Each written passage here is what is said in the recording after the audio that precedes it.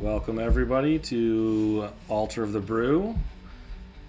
Rich and I are here, and tonight we decided we would start getting ready for Magic 30 because we're going to go to Philly, and it's going to be awesome. It's going to be sweet. We're pumped to go there. We're pumped to see you there if you're coming. We got some fresh merch we can rock with our logo on it. We do. So you can find us with that if you don't know our faces. But I think we started with a conversation recently that I was like, Rich, Rich and I are always brewing. We're always building stuff. If you're going to go to Magic 30 and you're going to bring, like, what are you going to bring? What are you going to bring for decks? What do you want to play, right? Such a hard question. Right? Because you only got so much room in your bag. You only got so much weight you want to lug around all day.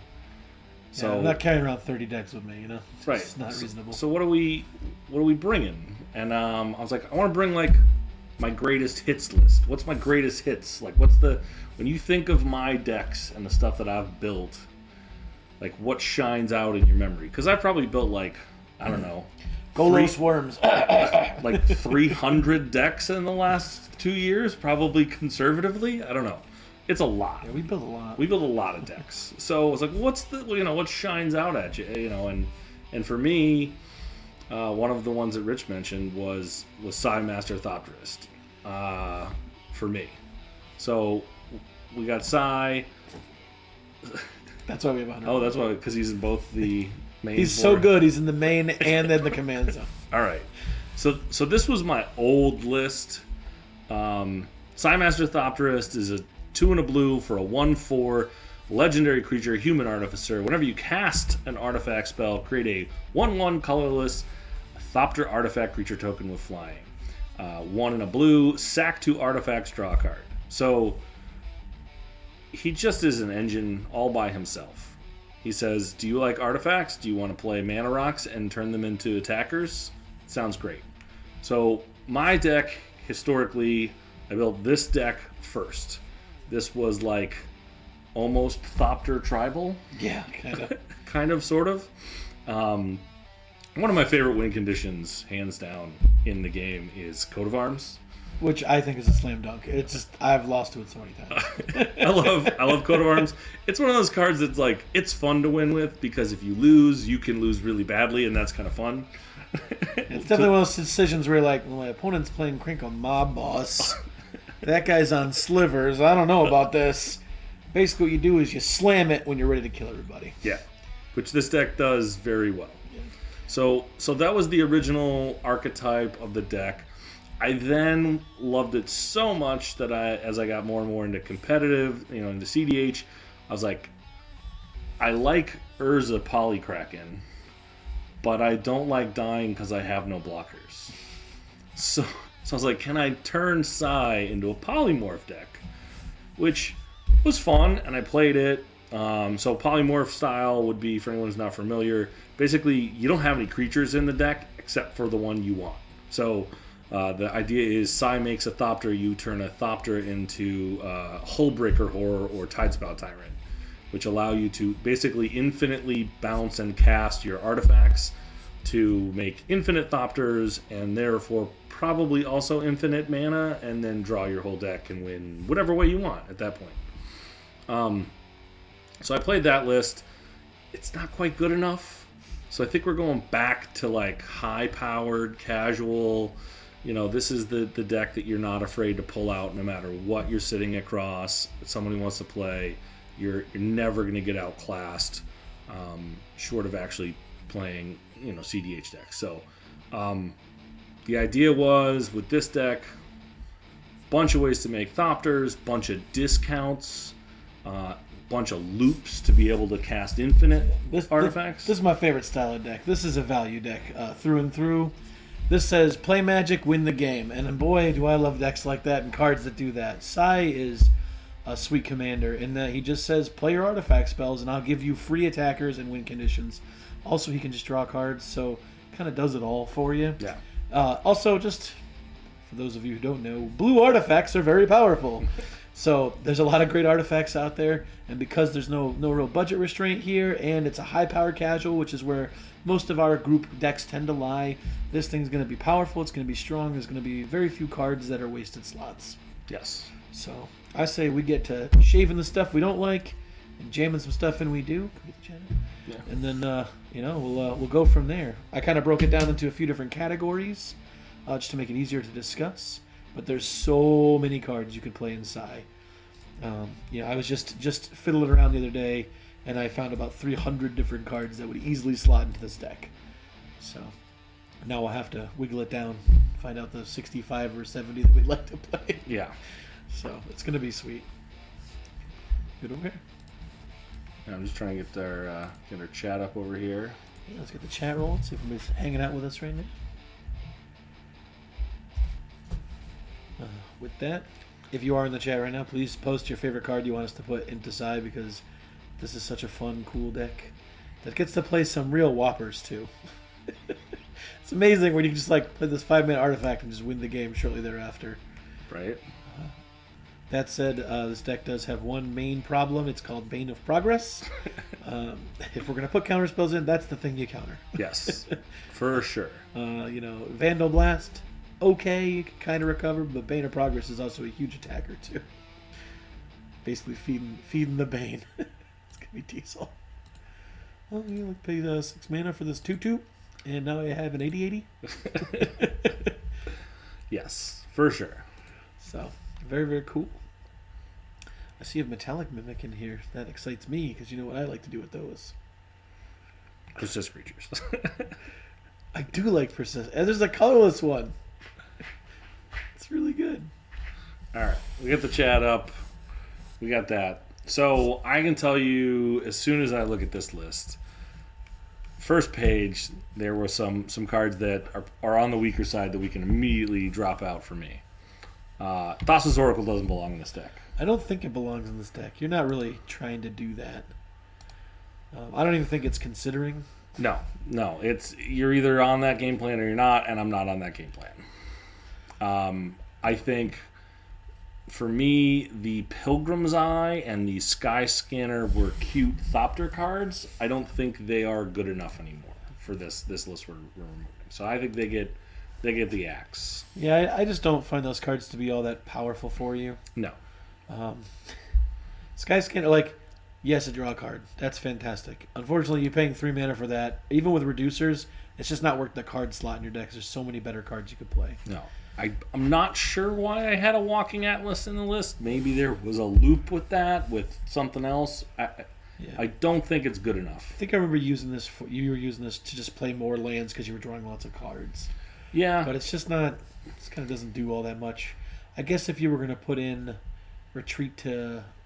Coral Helm, then you could probably do and a then combo. if you had, Emery and that, you could... Yeah, there's probably some artifact sequence you could line up for it. But something, play the land. There's something there. I don't think it really fits. I also think at one point this list was also a KCI deck. Yeah. So anybody who doesn't know any of the Cart Clan Ironworks loops, most of them involve Scrap Trawler, Mirror Retriever, Junk Diver, and KCI, and basically allow you, the loops are, you're basically sacking artifacts to get artifacts back from your graveyard, and the loop creates infinite casts. I think there are better KCI decks. There are better KCI decks. I think, you want to play KCI, you play Tashar, right? Yeah, I mean... Tashar is the KCI. It's so hard deck. to lose because Tashar just says you just get it all back from your graveyard. Right. Tashar is the bomb when that comes out.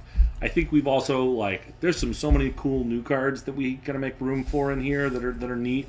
So I think the Scrap Trawler could go to the considering board.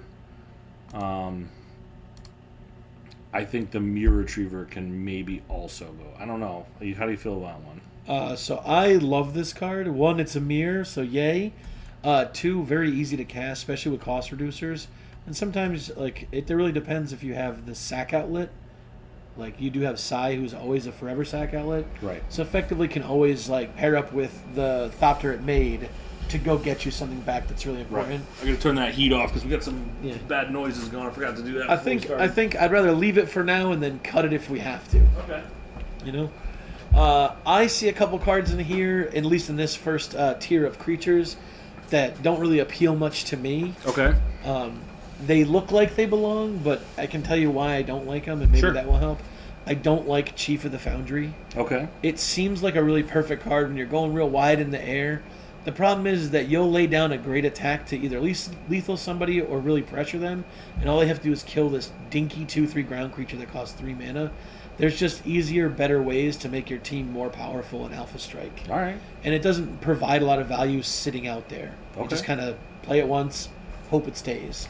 So Yeah. I think it's a fine card if you want to play it, but I think if we're sticking to really powerful, let's move this to considering. Yeah. Also, I haven't seen it in action, but the Mirren Spy doesn't get reduced by any of your artifact reducers. It costs 3 mana, and it's kind of a crappy creature, outside the fact that it says you get to untap a creature when you cast an artifact, which is probably what the one that puts the land in that you were using before. No. So the combo with Mirren Spy is with Emery. Okay. So Mirren Spy and Emery, Well, and like the a other Lotus one, Petal. the other one is Shotgun Retriever, Yes, yeah, the dog, right? the dog, Yeah. right? So those combo, if you're playing an Emery deck that's dedicated to Emery, like she's in the command zone, Yeah. hands down they're the best cards in the deck because they literally just say like do infinite everything. So I think that it was in there for that line. I don't think that line's as good. Yeah, I think like if you look at it as the face value, like okay, you got Raft, then you play this, like what does it matter? It doesn't do anything for you. No, it's really It doesn't even only- generate a token. It's really only a working. combo card. Yeah, or second main phase, cast an artifact, untap something to block with. I mean, Yeah. that's pretty bad. It's on the lower end of the spectrum, but I'm considering because I still think it's a card you could definitely play in the deck if you wanted to take that kind of line or generate that kind of value. Yeah. I don't really know Sharding Sphinx too well, but 6 mana is a lot. Yes, but this is the you can't let this attack or you're going to win the game card. That's what this does because it says whenever an artifact creature you control deals combat damage to a player, create a 1/1 blue Thopter. So that's for every Thopter you get another Thopter you hit with. It's definitely a token doubler, yeah. It is you swing once, things get out of control. You get to swing twice with this. You've killed everybody. I mean, it's out of control. So Yeah, it's, the cool thing is this card doesn't actually have to swing for you to get that trigger. So Right. I like it a little better because you can just kind of play it, hit with like 8 Thopters, then double your team basically, and then next turn you're basically starting to Alpha Strike people, especially if you play like a Forsaken Monument or a Coat of Arms. You know, right. So it's definitely definitely a finisher. It's I a like finisher. It. It's very a finisher. Good, very good finisher. It's also an artifact. So Yes, it is. Yeah, I can see it here now. Instead of like some of the other finishers that might be like an enchantment or something like that, it's got that little one leg up on it. It's definitely for that. it's definitely a lot cooler than I thought it was. I thought it had to attack, but it's not. No. I will say I like pretty much all these cards. I'm a little kind of on Hope of Girapur. It just doesn't do enough for me. Like it's a 1-mana 1/1 flyer, and yeah, it can like silence one person until your next turn for non-creatures. But I find this card is always just completely underwhelming. Yeah. When I draw it, Once again, play I it. think it's left over more from the combo, this was yeah. a Thopters Yeah. deck. Right? We played all the Thopters, and it was a little bit more funny. So as far as like generating slow value, I really like Metallic Mimic naming Mir here, and I really like Metallic Mimic naming Thopter here, and I like Steel Overseer a lot because they cost 2 mana. They're free off of Ugin Yep. when you cast them, and those are just fantastic. Any of these cost reducers these are all great. As far as creature cost reducers, I dig them. And they're probably going to be cards that help us win the game. Yeah, like if I mulligan and I see one of these, these are worth, in any game, they're worth between like 5 and 300 mana, like depending on what you're playing. Like, so they're totally reasonable to play. They're really good with Sensei's Divine and top stuff like that. Yeah, which is one of the main win conditions of this deck. Spoiler alert. I will say, looking at this, I don't like the Ornithopter very much for the same reason I don't like Hope of Girapur. Yeah, it just doesn't do anything. It generates a token if you have your commander, but when you draw this late game, you're like not advancing enough. Yep. So totally fine. If you want to play the all 0 drops, jam it. That's fun. No, and I had a version of this deck maybe on the earlier brew that played like I remember 30 0-drop artifacts. This is what Steve did. He'd cast Scion turn 1, and then turn 2, poop his whole hand out, and then he would get Wrath and go, "That was a good game." That was fun. Or he would play Coat of Arms and win immediately. But I mean, hey, games are like that. I think the rest of these creatures are all fantastic. Yeah. Just to discuss, like Crashing Drawbridge.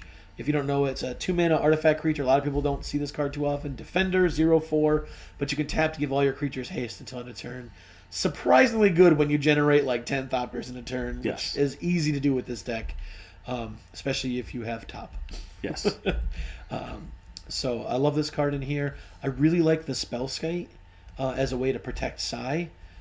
Just as even if it's just like first of all, it generated a creature, and second of all, like you can pay life to just protect your commander. That saves you lots of mana ultimately. Yeah.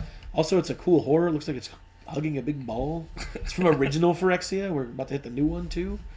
Signal Pest, same reason that I like Steel Overseer and Metallic Mimic. It's just such a low cost for such a strong card that it lets you attack for basically double damage.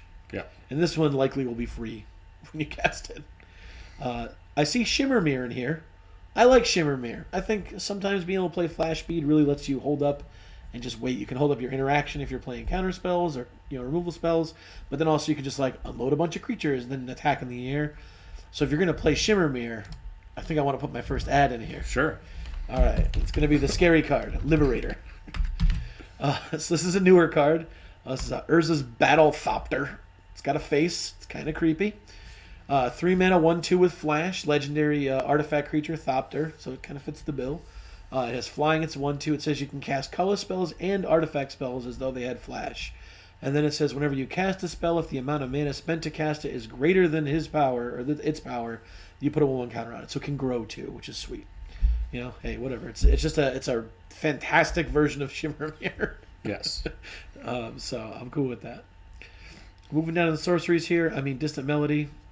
Choose a creature type, draw a card. 4 mana sorcery. You draw a card for each creature of that type. It's kind of not a big fan of sorceries in blue decks, because you want to hold up your interaction. I think we've gotten better stuff since then. I think we have, yeah. There's some real good stuff now. I don't even think this is a considering card at this point. No. Fabricate, really. Totally reasonable tutor if you want to play it in your artifact deck. I think better in like the combo-centric versions. Right. Because you're getting like key cards. Which this deck will try to win with. Yeah, so I think like tutor up your coat of arms for another turn, or buy Nathassa if you need cards. There's lots of great things you can get with it. One of the things I was talking about with Steve before the stream started was I want to play like the top number of artifacts that I can cast, so that every time you play the game, you're generating free stuff. Absolutely. But obviously there's concessions to make because you want to play interactive cards. You want to play things that can really put you ahead. These instants, how you liking all these? They can be upgraded, downgraded, go sideways. I think Paradoxical Outcome is a definite must stay. This is an amazing card. I think this card gets ridiculous in this deck. It just instant speed before your turn, pick up all of the rocks that you have, dump them all back down in sequencing. Especially if you have and everyone you picked up drew you a card too. It's like 4 mana, draw 7, make 30 Thopters. Yes. It's pretty bonkers. So I definitely think this one's great. I think Counterspell has kind of lost its luster in Commander. It's, again, fine card. There's just better things to play. I even like the Arcane Denial better because it replaces itself. Granted, you give them 2, you did counter their awesome thing, probably. Yeah. Or protected yourself. Think about the Echoing Truth here. Echoing Truth is my pet card for interaction, hands down. If you've never played this, it's 1 in a blue, instant speed, return target non-land permanent, and all other permanents with the same name as that permanent to their owner's hands. I like bounce spells. They're powerful in blue. They're great to hold up. If you're going to play a bounce spell that's, universal, it's harder to beat this one, right? Like, Boomerang is 2 double blue pips, right? If you're looking for single bounce, yeah. Right, single bounce. Obviously, you have Rift and stuff like that, which that's game winning, but right. That's another story. But when it comes to single targeted removal, the upside on this being you playing Krenko? You got 27 goblins? No, you don't. Yeah, it's wonderful to be able to take out all the tokens if they don't have a way to deal with it. Right, and otherwise it's just a non-conditional 2 mana non-land permanent to their owner's hands. Yeah, and the fact that it hits any like non-land is pretty sweet. It, Can just help you buy a lot of tempo right. too. And its owner, not nice opponent. ghostly prison, gone. You know, now you're dead. Right, and it's owner's hand. It's not opponent. Yep. So you can also rescue something with it. Yes, you can. So no, don't do that. don't do that. So good explanation of Echoing Truth there. I was thinking, but very. That's the reason why I play it. Mine is I play it in a lot of Unsubstantiate. decks. That's the one that I tend to go with. Sure. Because it can hit a spell too. That's the only reason. But, Yeah. But even then, I think your argument's is just stronger here. What about Machinate? It does get you. Echoing Truth does get you royally hosed with a deflecting swat, though. Yeah, I believe it. Because just all your Thopters are gone. So don't play into that trap. No, you can't. So the great thing, and while Steve is technically correct, as long as you're holding a 2 mana, Sai will never let that happen. Because you can sack the artifact they're targeting, and their spell fizzles. Yes. The deflecting swap my Echoing Truth? Haha, I'm going to sacrifice that Thopter you targeted. Sai is really good, man. Yeah. This is a sweet commander. All right, Machinate. I don't know this card that well. Now, let's see. 1 blue instant. Look at the top X cards of your library, X number of artifacts you control. Put one in your hand, the rest in the bottom of your library anywhere. It's like a dig through time. It's like a 3 mana draw 1. It is, but sometimes It's a specific sometimes it's a it's a dig through time. It's a go down 7 or 10 or 12 and get the one thing you want. It's okay. Alrighty. It's okay. It's not Has it spectacular. been? Have you cast it a few times? Does it feel good when you cast? It does. It typically feels good in the deck. Then It's not bad. I think if you leave it for now, it can move away. I'm fine with that later. If you're gonna have Pongifying here, I mean, Yeah, I mean, probably gonna put Rapid Hybridization. oh, here. of course. I don't think By there's the way, any Steve reason and I to- play these in like every single blue deck that doesn't play better white removal, generally speaking. And even then, Sometimes if you're playing blue-white, you just want all 4. yeah, hands down. Like creature removal. 4 is being Swords, fantastic. Path, Pongify, and Rapid Hybridization. Where did Rapid go? Didn't I add it? Uh, I'm in the instance here. it's work. It says it's working on it. Oh. Adding it to it. It's thinking it. Moxville is taking his time tonight. No big deal. I don't know why. Alrighty, so we're through the instance, the sorceries. We're just pulling right now, right? Yeah. Yeah. Ooh, artifacts. This is kind of an important section. Absolutely. Those all look good. There's a few that look kind of janky to me here. Mox Tantalite, definitely janky. Yeah, not these aren't as good as I thought they'd be. I play the Soul Ring variant in Faldorn, and it's pretty good in there. But aside from that, I don't think they're all that good. I don't think Spellbook's all that necessary. Nope. Maximum hand size is rarely important in a high-powered table. Let's see here. Ichor Wellspring's kind of eh. I get the best of the cantrippy artifacts. The 2 mana enters, artifacts. There's a bunch of them. At least there's other ones. I think I had a pile of them somewhere up here. Yeah, there they are. Was the Guild Globe, Ichor Wellspring, Astrum's Astrolabe, Prophetic Prison, Golden Egg, Spare Supplies, and Sleeper Dart. Yeah. If anyone wants to know. Those are all 2 mana besides the Astrolabe. They're all 2 mana artifacts that enter and draw you a card. They're all pretty janky, though. They are. Yeah. They're not great, but Ichor's the best of all of them. If you're gonna have, You think it's the best one? Just because it has the die trigger to get another one? because Sai sacks it. All right, I'll buy that. Those other ones like do stuff. That's the only reason I like them a little bit better. They're not great. Don't get me wrong. All those cards, like I play Yorion. All those cards are in Yorion because Yorion blinks them 100 times and I win the game that way. But Right. like the fact that you like play it once, you make a Thopter. Then when you go to sack it, it's great to sack. But then like you drop your artifact. I don't know. It's just I think Astrolabe is the better one at 1 mana. yes. But it doesn't give you anything when you kill it. It Where doesn't. Ichor does. It doesn't. So we'll leave Ichor here for now. Basalt Monolith, we combo with this. Basalt Monolith, when I originally played it, it was a free artifact. Because you're playing it for 3 and immediately getting the 3 back. There was no combo with it in the deck. So it's not that great. I'm If fine you want with to it. put the Thassa's Oracle back in, we can add Mesmeric Orb, and bang, we have a combo. Yeah, but still, you're not, because you're just going to mill the Thassa's Oracle over. You have to have it in your hand. You're not tutoring for it. Come up with something. No, I'm just kidding. This isn't Narcomoeba Dread Return. Maybe it should be. No, I'm just kidding. So as far as the other ones in here, like I don't really like Sleeper Dart all that much. Same thing. No. Yeah, they're just kind of. These are all like real low-powered cards for your strategy. Yep. I think the Thematic Compass as well. Yeah, they're fun. Don't get me wrong. A lot of these cards are wicked fun. But looking at the artifacts here, love all the ramp cards. I even love Everflowing Chalice because sometimes you just need a free 1/1, you know, Yep. an artifact to sacrifice. I like Felwar. Manifold Key I think is really good, just because it can untap your big rocks and stuff like that. I don't see some of the bigger ones in here, but if we put any bigger ones, this card gets stronger. Same with Voltaic Key, which I don't see in here, probably because it doesn't make a creature unblockable. Yeah. I think Trading Post had more. No, did you? I did. It's thinking. Oh, it's thinking about it. I think the Trading Post. I don't know what I had in mind with Trading Post. It's just a value card. I get why it feels like a slam play in every artifact deck, but it ultimately ends up being overwhelming to pay like 5 mana and tap this thing to make like an 0/1, or 5 mana tap this thing, sack a creature. You know, because that 4 mana initial cost is a lot. Yeah. Just to pay for more effects. So while I do think it's a really cool card, and if you're on like untapping it to do shenanigans on your turn, then it's really cool. But if you're just like unwinding clock and generating value with it, it's kind of slow and requires you to invest even more resource into it. Yeah. Like if it just said like pay a mana and then you gain 4 life and you tap in and gain 4 life, that'd be great. But the fact of like discard or pay life or sack creatures or sack artifacts, like if the sacking artifacts line is relevant, that would be where the strong part of the card would be for you, I think. Yep.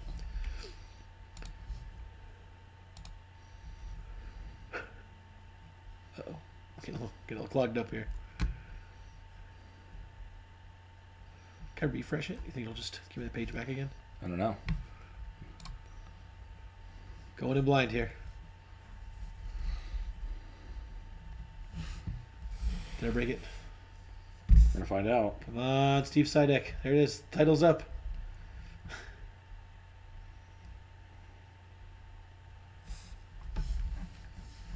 Alrighty. We're looking for Sleeper Dart. Sleeper Dart's still there. Still here. But like maybe it just got stuck. Move to considering. Moving Sleeper Dart. Guess we'll just do one at a time here so we don't clog it up and get it stuck again. There we go. It looks like the Trading Post moved though. Yeah, I see that one's gone. Let's see. Looking at these artifacts, I really like the Midnight Clock. I think it's really fun, and it makes colored mana. The fact that it costs 3 kind of stinks, but you get reducers and stuff can help it. This is a deck that dumps its hand. Yeah. So the refill's so powerful. Yeah. Yeah, I think everything here is fine. I would want to play like every 2 mana rock I can get my hand on. Yeah, I think we'll probably add a bunch. I got a lot on my list. Let's move down to enchantments now, though. I don't think efficient construction when I played it in the deck was as powerful as I wanted it to be. It's basically 4 mana enchantment Sai, which kind of only feels good when Sai's been killed too many times. Yeah. And I really think this deck wants to protect him better than that. Than being like, forget it, he's gone. We get a 4 mana enchantment version of him. That's a good point. I think Future Sight is a slam dunk in the deck.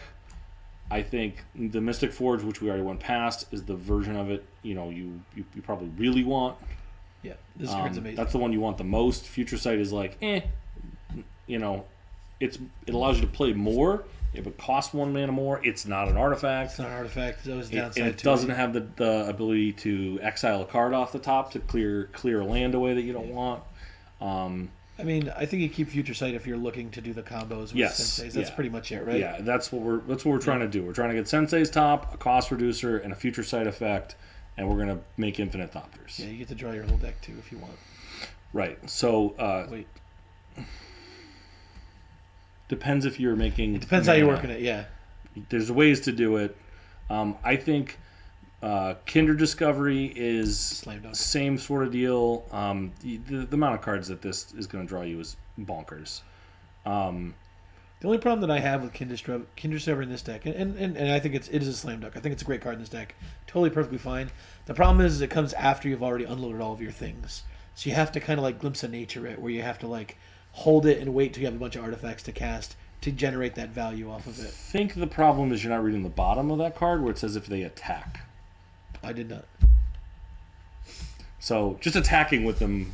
So you can play the. You can dump your hand and have 5 Thopters. They could just blow it up before you attack, though, and then you don't get nothing on it. No, just kidding.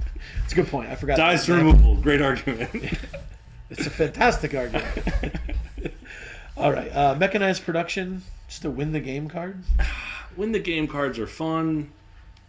They're cute. This one, probably the highest chance of going off of any of the alternative win condition cards I've ever played. Oh, well, let me show you Mirrored and Besieged. But that's not that's the artifacts in your graveyard one. I still think this one's. I think that one's easier to do the problem the dedicated Embry deck. This is a very strong dice removal argument, though. Right. Because this one, you attach it to, I mean, ostensibly you're probably putting it on, like, a Thopter. Yeah. So you can try to make, like, the next upkeep you just win because you probably have 8 Thopters. The problem with that is it's so easy to kill a Thopter. Yeah. You know? Yep. So to me, like, I don't think I'd play it unless you had another artifact or a bunch of artifacts. You're like, I want to copy this and this and this and this. So this card, the value of it increases. So just as a reminder, auras get you blown out against removal because not only they're going to kill your thing, but they're basically going to counterspell your aura when they kill your thing in response. So it's just one of those things that you have to be kind of careful about, the auras that you pick. And it's also not an artifact itself, so it doesn't trigger your commander. So you have to jump through a lot of hoops to make it work. And don't get me wrong, it is a cool card, and if they don't have an answer, you just win. Yes. But you got to be in a pretty specific situation for that. It's definitely on the more casual side of things. Reconnaissance Mission is amazing. Yeah, it's just great. You can cycle it for 2 if you have no creatures to play. You know, a lot of I think I'm one of the people who cycles these like cards more than anybody, just because I'm like, I need it now. I don't have time to wait for creatures. You know. So I actually want to say that I don't really like Mystic Study in this deck. I don't know how I feel about that. A lot of people argue with me, and while I think Mystic Study is obviously one of the best blue cards ever printed, I just don't think taxing your opponents is going to be a problem. I think all your opponents are going to gang up on you.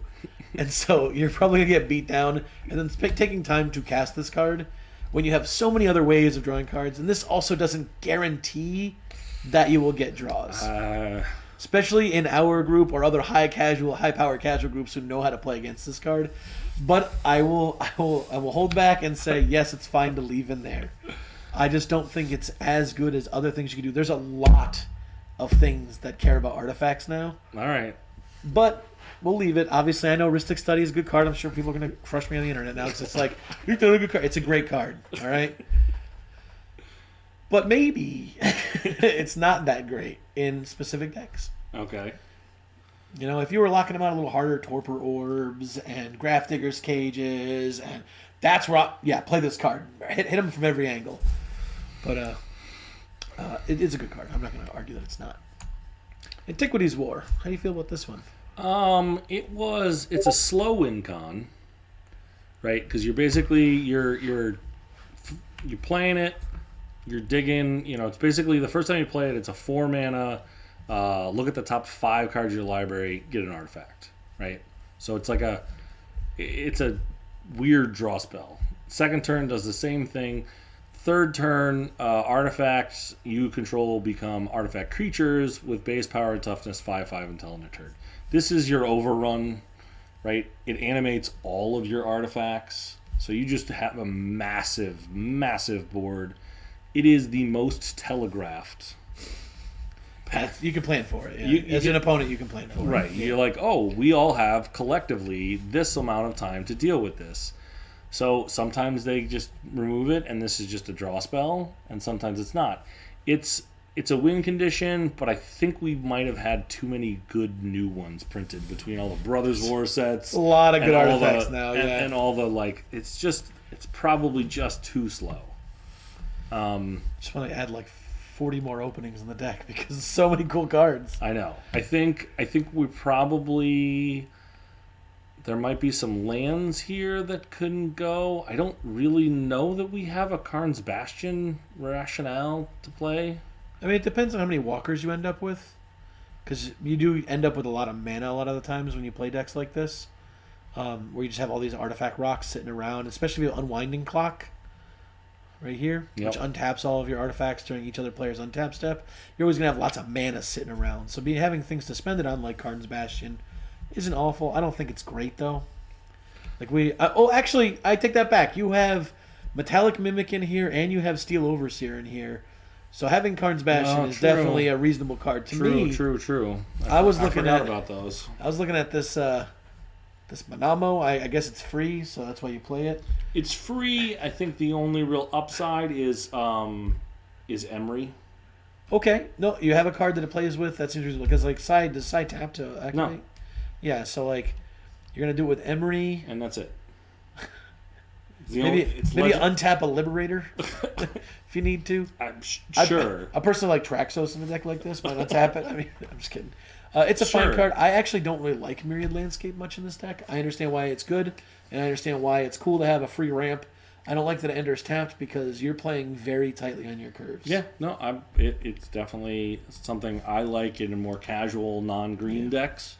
But yeah, I don't necessarily think it belongs anymore. And I don't think you should play Mystic Sanctuary unless you're playing a bunch of blue fetches, because your odds of getting this land aren't really going to help you much, and most of the time you're not going to want to put an instant sorcery on top of your deck. No, I think it was more of it's a great blue land that does things, put it in the deck. I don't think it had a strategic purpose. Gotcha. I think maybe if we get to the end of our list and we have more instants or sorceries that are relevant, maybe it deserves a spot. The reason I don't like cards like this in non-fetch land decks is because they cause more mulligans in your opening hands. Sure. Because it will generally I have a colorless land, a Mystic Sanctuary, and an island. Now I need to draw 2 more islands just to make this thing enter on tap. So you end up just jamming it on turn 1. Yeah. And it's a fine card. Don't get me wrong. It's a great card. But I just don't like the downside in a monocolor deck of having too many lands enter tapped. Is it relevant to have Darksteel Citadel and Seal the Synod in this? I can't think of anything. We're not making Karnstructs, right? I mean, when we put Urza Saga in here, we'll be making Karnstructs. Right. When we put the other Karns in here, we'll be making some Karnstructs. But if you want to go that route. Right, but I mean, I think that's probably. I mean, you're not really playing. I think the only upside. Do you have any affinity cards in here? I think the Unwinding Clock untaps them. Okay, good enough for me. Ish. They make affinity cards better too. You probably put a Thought Monitor or something in here, maybe. Sure. All right, yeah, they can stick for now. Scavenger Grounds, great. Emergence Zone, totally fine. Cephalid Coliseum, I mean, ultimately can just become like an Ancestral Recall, or you can kill somebody trying to do their Thassa's Oracle shenanigans. Not that we do that in high casual anyway, but it happens sometimes. Gaia Reach, kind of I guess it's fine. Yeah, I think probably if you want something that does that, I would ditch that now because War Room has been printed since then. So good. So if that's what you want, just put a War Room in there. I mean, yeah, it's basically free, right? To play Winding Cannons in here. Yeah. Hey, whatever. Cast stuff at instant speed. Unwinding Clock payoff again. Yeah. You just cast a bunch of stuff for free on your turn. Creature cards, gotcha. I was like, you just slam in Kindred Discovery and be done. Oh wait, no, you can't. All right, so right now we're at 79. Lands probably will end up in the 30 to 35 somewhere likely. Sure. I wanna say that I think we could use some more ramp in this bad boy because I think every deck can use 20 or 30 pieces of ramp. I'm just kidding. That's how I am. This deck can play it. So we can talk here. I broke things into cost reducers, card draw, things that relevant to combat, planeswalkers, cyclers and cantrips, filtering / getting stuff back from your graveyard, discarding cards to draw cards, stuff like that. I have an others section and then a card draw section. So is there one that you'd like to maybe talk about first? What's your favorite part? Why don't we start with non-creature artifacts and just put in all of the rocks that we would want to play for sure. Okay, let me pull up my rock list here. I do have a list of 25 different rocks that are potentially playable this deck, depending on how you want to go for it. So you just tell me yes or no if you like it or not, and if you think it's too powerful or not powerful enough. You got it. Chrome Mox. Too powerful. Okay. We're not on that plan, I don't think.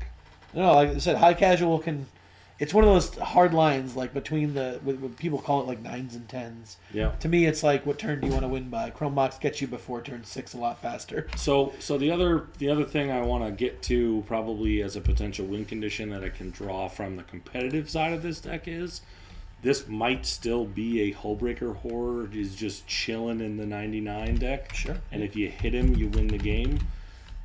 I don't hate that. We'll throw it in there for now. If we have the space for it and it fits like what you're doing, I think it's great. So with that, The Rapid never went in. with him, the payoff is 0-drop artifacts, and the problem that doesn't work is the Mox Diamond and the Chromox require the imprint trigger when you bounce them, so you don't get to do your loopy bouncy thing because they don't work that way. So the Mox Diamond sacrifices if you don't pitch a land to it. The Chromox works because you can put it in, you just don't imprint with it. Yeah. But you really need things that produce mana, so it doesn't work quite as well. You already have the Everflowing Chalice. Do you want to play Jeweled Amulet? I have in many a deck. I don't think it's great, personally, because it's just... It's tap 1 to put a counter on it, and then you tap it to remove the counter to make a mana. But it is an artifact.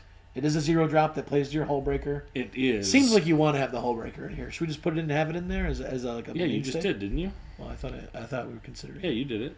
There it is, Hullbreaker Horror. So yeah, I mean, it totally fits the build. If you're gonna do a lot more 0-drops and stuff, so I'm cool with that. Let's drop it in there.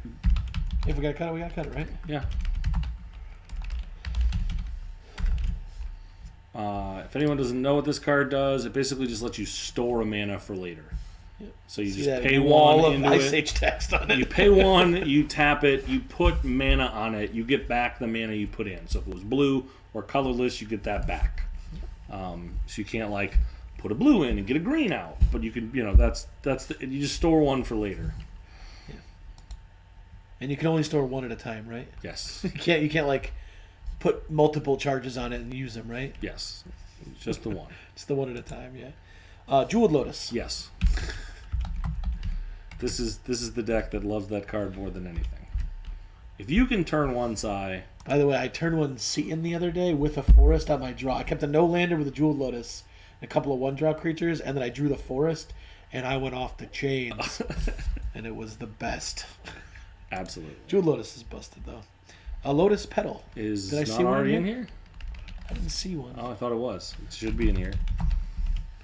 It's definitely on the table here in front of us. We got a bunch of pile $23 now for Lotus Petal. Wow. That was down to like $6-7 for a minute there. Mana Crypt. Yep. 182. Yeah. Not. Mox Amber. I thought I saw it in here. There it is. Yep. And then Mox Opal is in there. Yep. That's not Manifold Key we had in there. To me, that's a ramp card. Moonsnare Prototype. I have it in a maybe pile down here. I think it's a really cool card. It's like a Springleaf Drum, right? It's a Springleaf Drum, but it also has like an added ability on it. So it's 1 blue artifact, tap an untapped artifact or creature you control to add a colorless.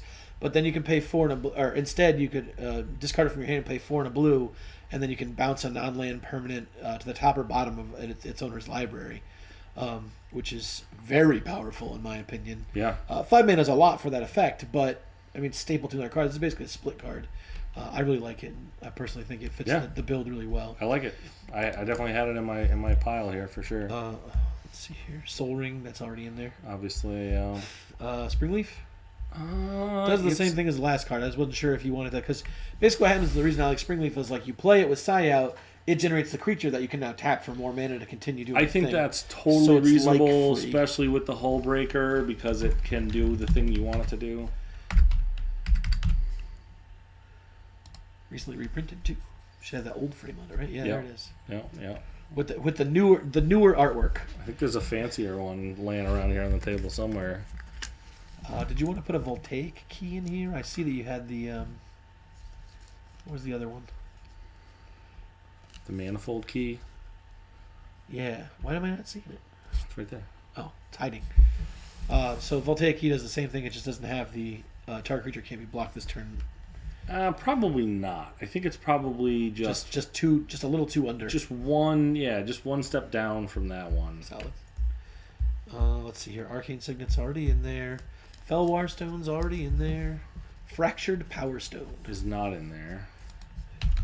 Even if you don't like these and don't want to put them in, I still think they're reasonable to put in the considering so people can see them. Though. For sure. No, just throw that in there. But it's just another 2-mana rock that taps for 1. And if you're playing with the planar die, you can tap it to roll the planar die. Yep. I secretly bought like 20 of these things because untapped mana rock, especially you have like an Ugin out, you just get to play him for free because he makes colorless spells cost 2 less. So like the fact that you just get like free mana it's basically like a ritual at that point. It's so good, and it generates a Thopter for you if you have Psi out. Liquid Metal Torque in there. Nope, it was before that was printed. So I love Liquid Metal Torque. And for all you red players out there, this is secretly one of my new tech in my red decks, is to play Liquid Metal Torque with Shenanigans from the original Modern Horizons. It is a red dredge spell for 1 and a red sorcery that lets you destroy an artifact, target artifact, and has dredge 1 on it. So you can basically have it combo with Liquid Metal Torque to blow up enchantments, which is what red needs to do. Over and over and over. Or you can target their creatures with. It's really cool to be like, take their non-land permanent, turn it into something, and like abrade it, or use Shenanigans on it. It's a really, really powerful card that I think people don't really use that secondary mode on enough. What about Mind Stone? Is that bad boy in here? Yeah, it is. Okay. Mind Stone's in there. Prismatic Lens. Yep, got one of those. Thought Vessel. No Thought Vessel. Throw that bad boy in there. We draw all the cards. We're gonna hit the enter button. I haven't seen this screen in a while. And also hit back the deck list. Oh yes. Alrighty, Thought Vessel. Okay, and I don't know how you feel about it, but I have Honor Worn Shaku here. Yeah, 3's too much. 3's a lot, but Relic of Legends is also 3, so that's probably not worth it. Yeah, not too much. And then I have just a few other artifacts that we didn't discuss. Non-creature ones? Non-creature artifacts. I do as well. Yeah. Just on my little tiny list here. So I'll put one in here that you may be interested in, is a Codex Shredder. I don't like that card in this deck, but let me. I want to hear your. Let me teach you the line. Oh well, here we go. We're gonna exile everybody's stuff, huh? So here's how the Codex Shredder line works with Hullbreaker Horror. Okay. That changes things a little bit. If you then, in the loop of bouncing everything, you tap it to mill everyone out in the middle of the loop. Yes, it does do that. So it's probably too cute. But I think it deserves a spot in the considering board, just so that people don't know that line. That was part of the line to win in the polymorph deck version of this. I am very okay having it in the considering board for sure. I'm just changing this to a black border, just because it's odd in the white border. Like it is. So is the Urza's Bauble with the white background. So how do you feel about Pithing Needle? So I have it on my list. I think it's a great card.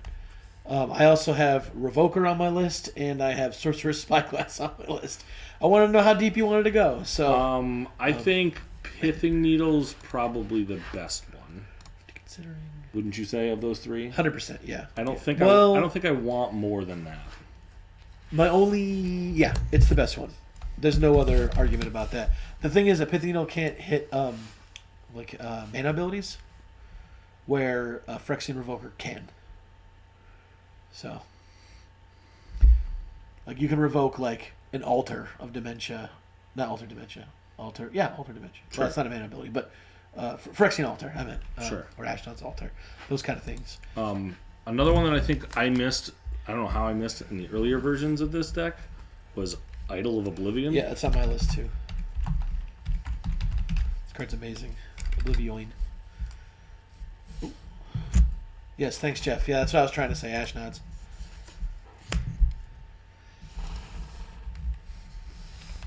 So the last 2 I have on my text list here are Lithoform Engine. You know this card?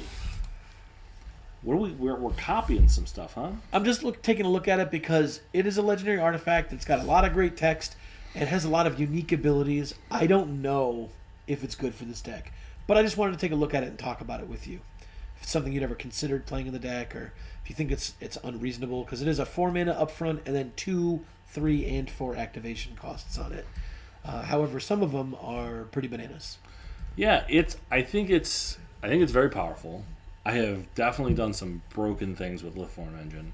It seems kind of slow for this list, though. It is kind of slow for this list. The list that I played it in is there's almost no chance that they're ever going to see this, but the guys from the 99 New York crew, Patrick Marlett was the owner of that channel, and one of his buddies played Naramea. I watched those, and I got hooked on Naramea, and in Naramea, this card is bonkers because you just can't lose when you go for the win, because you can copy it over and over again on the stack. Yeah. So it's crazy. I don't think it fits the stick, though. I think no, you're right. It's a little slow.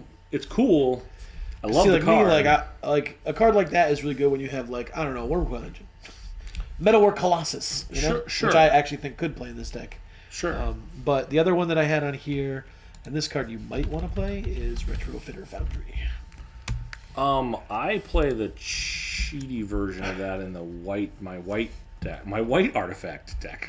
So my biggest stipulation for wanting to put this card in is that you can get it off of Urza's Saga, and it is a house that's hard to bring down if you have a lot of mana and some time. If you have an Unwinding Clock, this card gets very strong. I'm fine with it. I'm totally fine with it. I definitely think it's a reasonable add. Also, we've talked about it a few times. Just go ahead and put the Urza's Saga in here. Okay. It's definitely like it fits this deck perfectly. Right? Oh yeah, absolutely. We have a lot of 1 and 0s, actual 0s. For those of you who don't know, it has to have the actual printed 0 on it. You can't get an X spell with it. Unfortunately. Also, I don't see a Walking Ballista in this list. Nope, there was not a Walking Ballista in this list because there was no way to make infinite mana. But if you're putting in the Forsaken Monument and the Basalt Monolith, you can get there. I think Forsaken Monument has to be here, right? Is it already in here? No, that card was not printed yet. So Forsaken Monument's pretty awesome. I'm a believer. It's a 5-mana legendary artifact. Colorless creatures you control get 2/2, which means every time you make a Thopter, now it's a 3/3 flyer, which is really powerful. Whenever you tap a permanent for colorless, or Wingding, I like to call it, add an additional Wingding. It says whenever you cast a colorless spell, you gain 2 life. This card basically says play artifacts, win the game. Yeah. I love it. Yeah. The only other one that we didn't have on this was another cost reducer was Cloud Key. Yep, that's on my list here of cost reducers. Was in the non-creature artifacts section. Let's go through the list here. I'm just going to cross off my list all the stuff that we've talked about, and we'll go through it for reducers. Ethereum Sculptor on the list. Thought it was in there. Yep. Foundry Inspector. Yep. Joyous Familiar. Cloud Key. Ugin. Yep. Okay. Those are all the ones. There's another one too. Semblance Anvil. Remember that card? I like to put it on the list, even if we don't put it in the deck, just so other people can see it. Because I think cards like this are. Is that the one that you imprint a card on? Yeah, you imprint, but it makes it cost 2 less. Shout out Jeff. Yeah. Jeff likes to imprint. Jeff loves imprinting, right? I think this is what. Yeah, that's when it the one enters he the battlefield, uses. exile a non-land card from your hand. Spells you cast that share a card type with it cost 2 less. Yeah, two is bonkers. 2 is a lot. I mean, I'm glad they pitch one of my junky artifacts that I don't need. I don't know how you feel about this card as a reducer. It is harder to get online. It's one of those cards that it's harder to get online, but if you get there, holy moly! Yeah, I mean, I've never played it, so I don't know how powerful it is in this deck. I recently played Liberator as a commander, and I played this card in there as one of the reducers, and every time I got it, I was so happy to pitch a card to it, because every card that came after was just unbelievably cheap to cast. I'm totally willing to try it, for sure. I mean, if we end up needing to cut it, then we cut it, as an untested card, but it's definitely a sweet card. Jeff, are you suggesting we put Ashnods in the deck? Group Hug Reducer. Forgetting name. Oh, the Helm. Yes. I actually don't like Helm in this deck. Helm of Awakening? Yeah, it is terrifying. I don't like giving my opponents anything ever in a Commander game because for some reason they always seem to use it better than I do. Helm of Awakening makes all spells cost 1 generic less mana. And while I think that you could easily play that card in here, and I'm going to put it in the considering, so people can see it. I wouldn't play it personally, just because my deck isn't cheating enough to use that card, or our deck isn't cheating enough to use that card. There is another. You want to put that in considering. The other one that people might be interested in would be the Immortal Sun.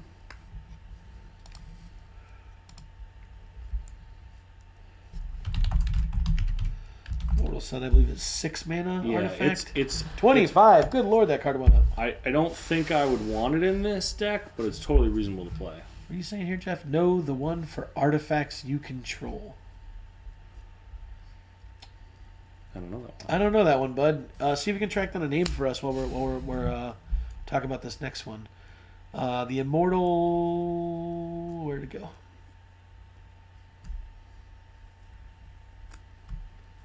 Did it not go in? There it is. It's right there. Oh, because I put it under the. I was looking for Immortal Sun. It's the Immortal Sun. Because the way I classify my Magic collection is I don't use the as an indicator for the Well, you're wrong. So. Well, not the library. If every book had the as their title, then every book would be in T. But you're wrong. So. Dewey Decimal System ain't wrong. This message. Thanks, Jeff. So Immortal Sun, 6 mana legendary artifact. Players can't activate Planeswalker loyalty abilities at the beginning of your draw step. Draw an additional card. Spells you cast cost 1 less to cast, and creatures you control get 1/1. It's very similar to Forsaken Monument, but it actually hurts our ability to use the Planeswalkers that we do have, or any ones that we might play. Yep. I would say if we're not playing Planeswalkers, this card is great in the deck, though. Yep. No, it's definitely like a much higher, potential payoff. I think some other ones I wanted to mention, but maybe don't deserve a spot. Throne of the God Pharaoh is kind of pretty cool in this deck. I don't know if I'd end up playing it. I think you play that one in the all 0 drops version. It's because the hyphen is missing.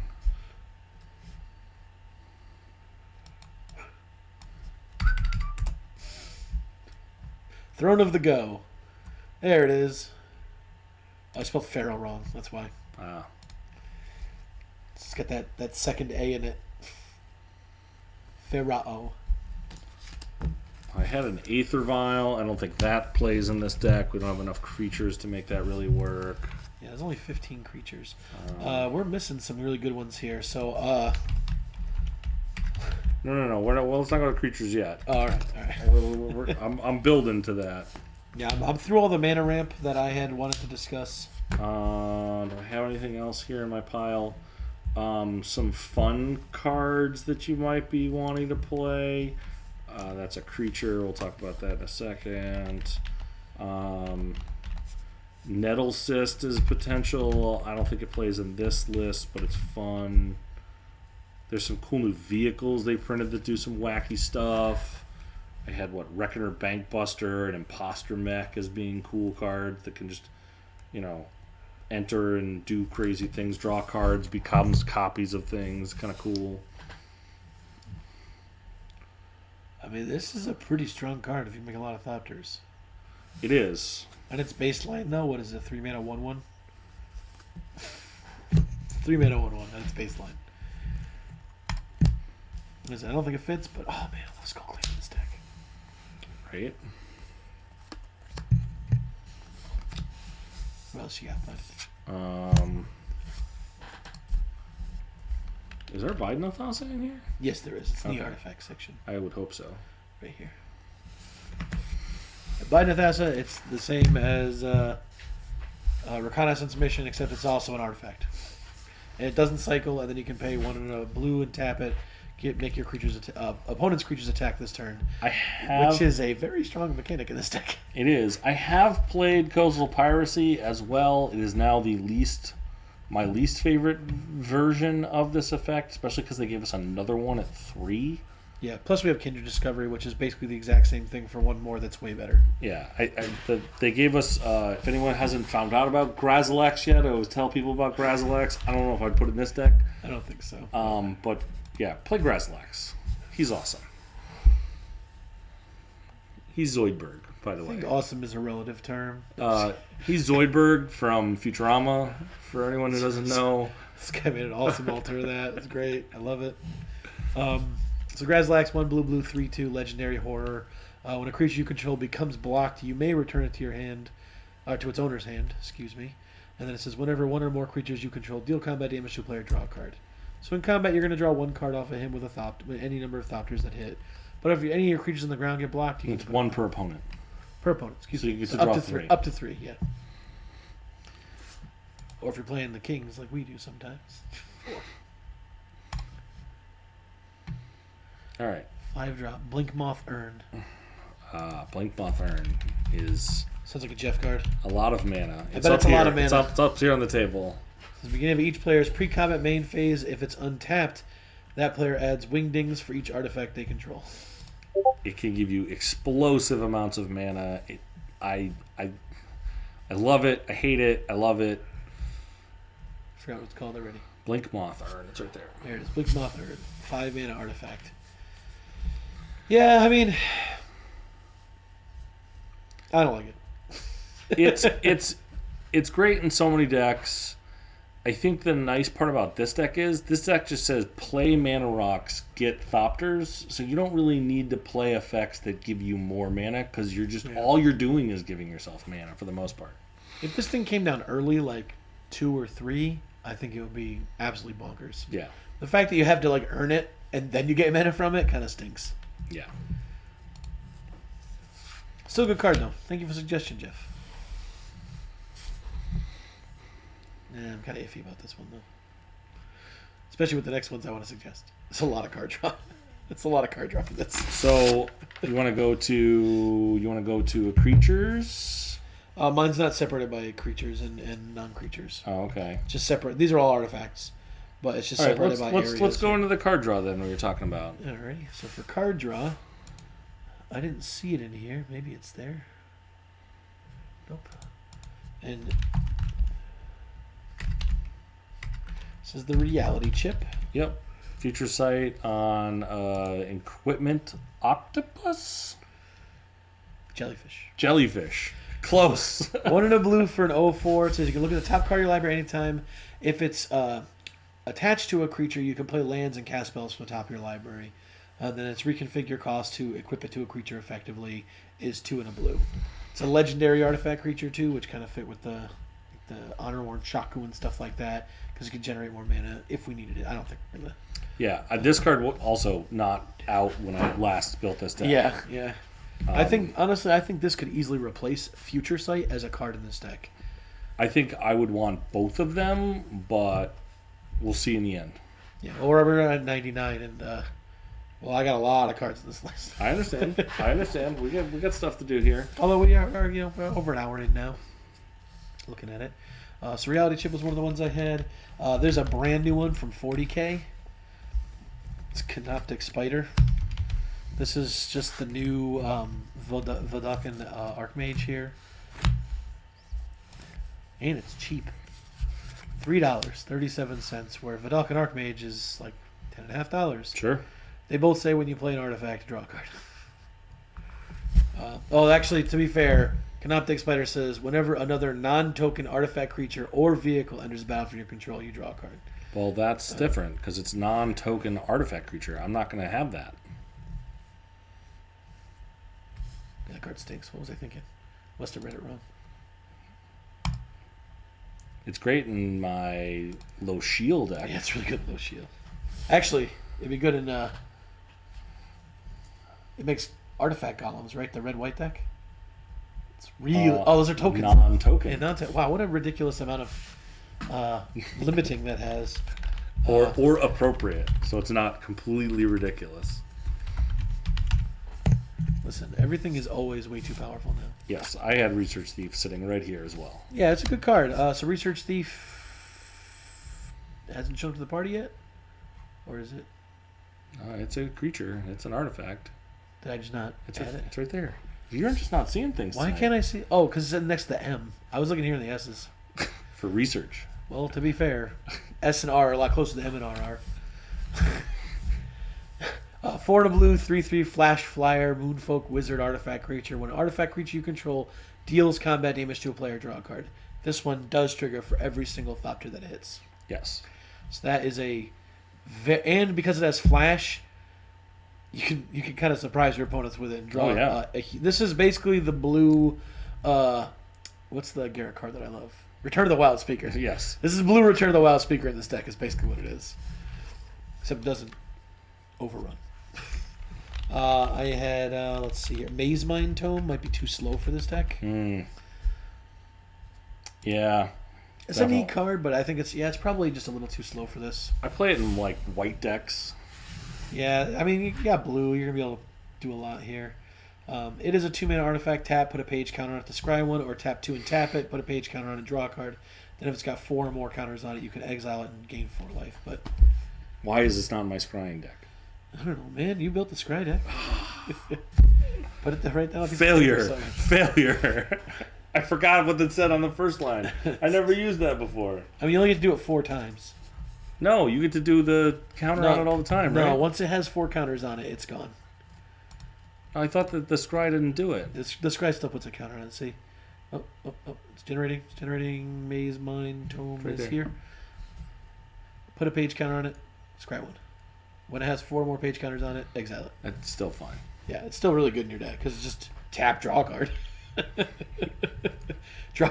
So you have to do it 4 turns in a row and then gain 4 life. I played a deck I affectionately call Scry Guys. Scry Guys. It's Elegith and Kydel. It's a Simic deck that draws all the cards. It wins with cards. It cares about cards in your hands, and it does that. Expedition Map. That is a very good card. And you're probably going to have a few lands in here that are like ooey bangers. So I can definitely see playing it.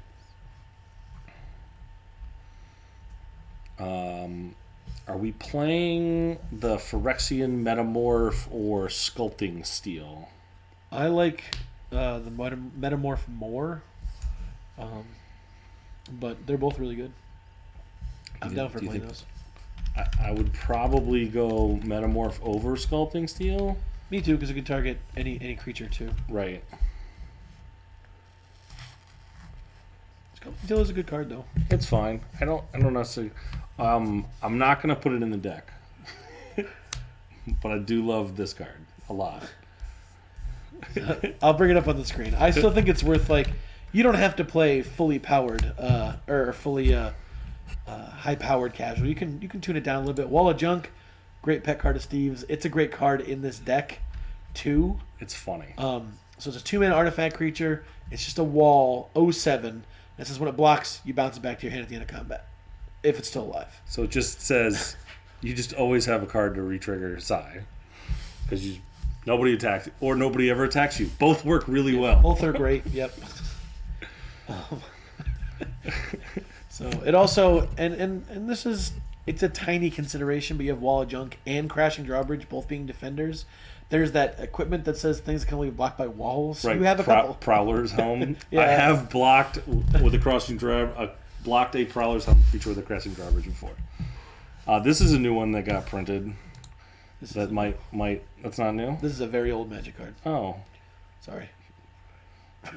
This particular copy is very new. That's the new one. I don't like this. I'll bring it up, but Master of Ethereum. Yeah, this is an old modern affinity staple. Oh, okay. Yeah. Still, it's a great card. I think that it suffers from the same problem that Chief of the Foundry suffers from. Yeah. At least this one's gigantic, though. Right. So it's a 2 and a blue for a star where its power and toughness equal number of artifacts you control. This thing gets humongous in this deck. And then it is also an anthem for your other artifact creatures. I can totally see playing this in here. It's totally reasonable, just because it's also a large threat, where the other one is just always a 2/3. I think that would be the same argument for Adaptive Automaton. Yeah. Which is effectively a 3-mana Chief of the Foundries type thing. Just, name Thopter. Your Thopters get +1/+1. Probably not. If we're not playing the other one, that one doesn't seem like Yeah, I mean, like I said, they're all fine cards. They're all reasonable to play if you want to play them. But I think I like when the power stays in the field if the anthem leaves. Yep. So if you lose your Steel Overseer, or whatever counters you put out there with it are still out there. But I still think putting these in the considering is definitely great, though, for anybody who wants to take a look at them. If you want to talk about those at all.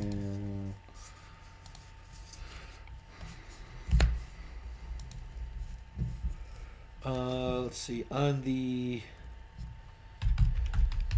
Nah, you're not going to like that card. Don't worry about that. Mnemonic Wall? No, it was Mnemonic Sphere. It's a new artifact card. Oh. I want to show it to you, though, because I think it's neat. Mnemonic Sphere. I hope I spelled it right. No, I didn't. I switch my M, I do that all. How can I spell this card? Mnemonic.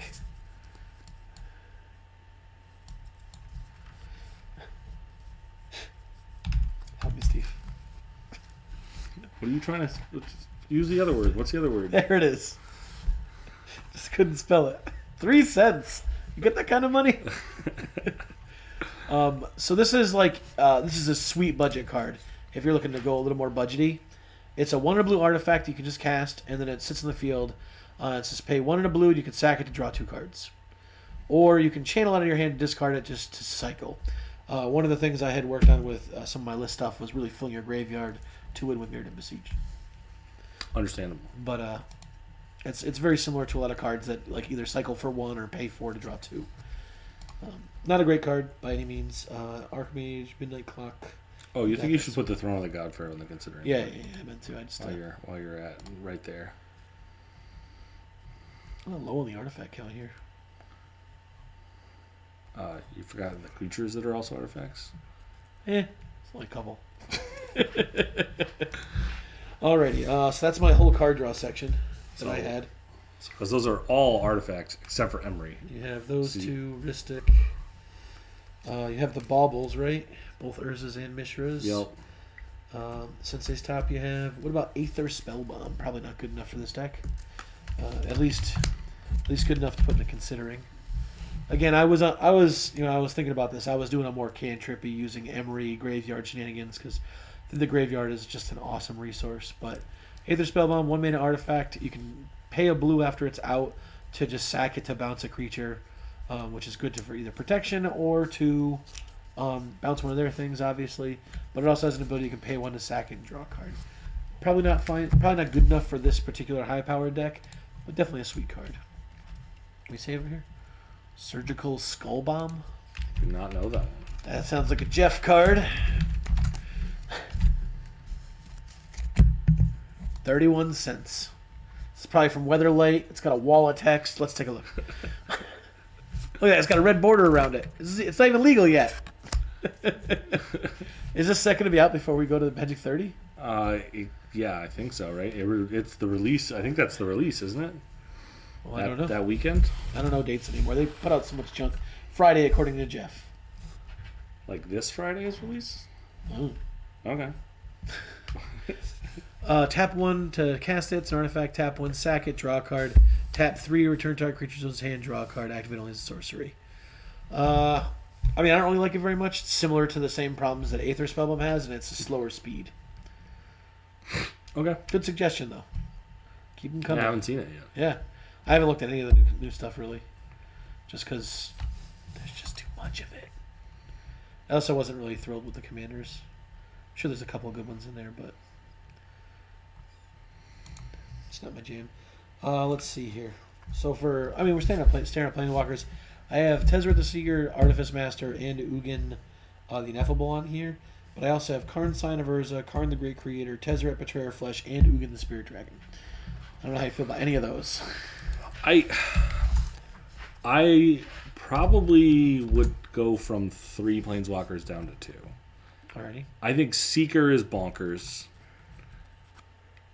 I think Artifice Master is one of those cards. It's like the floor on is 5 mana 1/1. 5 mana, 5 mana make a 1/1's pretty bad. The emblem's bonkers. How much do you think? Like, are you gonna try and play the game of playing Tezzeret and protecting it in order to ultimate it? So the reason I had so many walkers in this list is because with that many Thopters that you generate, you can actually protect your walkers a lot stronger. That's all. I don't think that the Artifice Master is all that good in this particular strategy because it's very lean.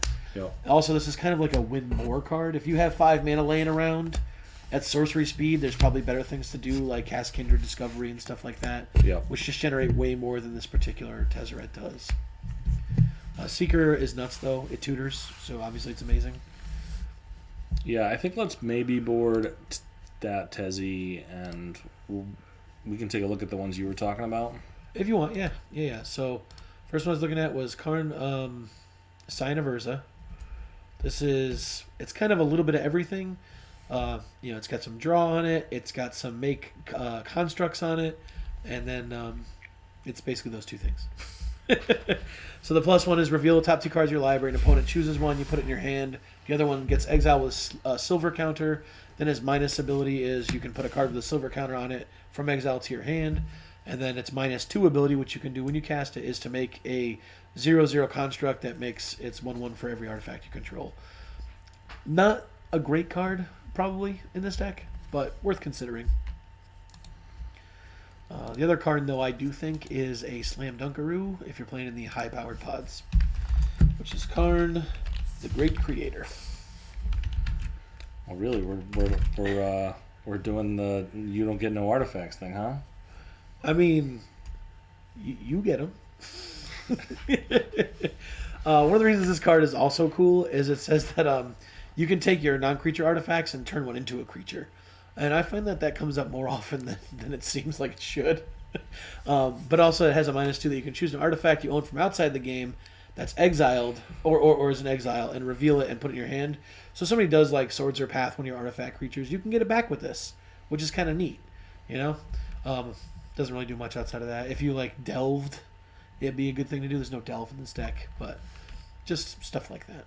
Yeah, I don't think it belongs in here. I don't think it's exactly what I want to be doing in this version of the deck, but I have played many a Karn. It's a very Karns and monkeys. I believe that for 100%. Karns and Kibbo to stop people from being able to use their bananas. So let's see. With the other Tezzeret that I had, I actually really like this Tezzeret, but it's Master of the Bridge. You can't play that in this deck. Oh man, Master of the Bridge. I'm really good with that card. It's the Artifice Master. This is a newer one. I think it's from the Kamigawa. No, Artifice Master is the one we just put away. I put the wrong one in. Betrayer of Flesh. Excuse me. You remove this. A dingling.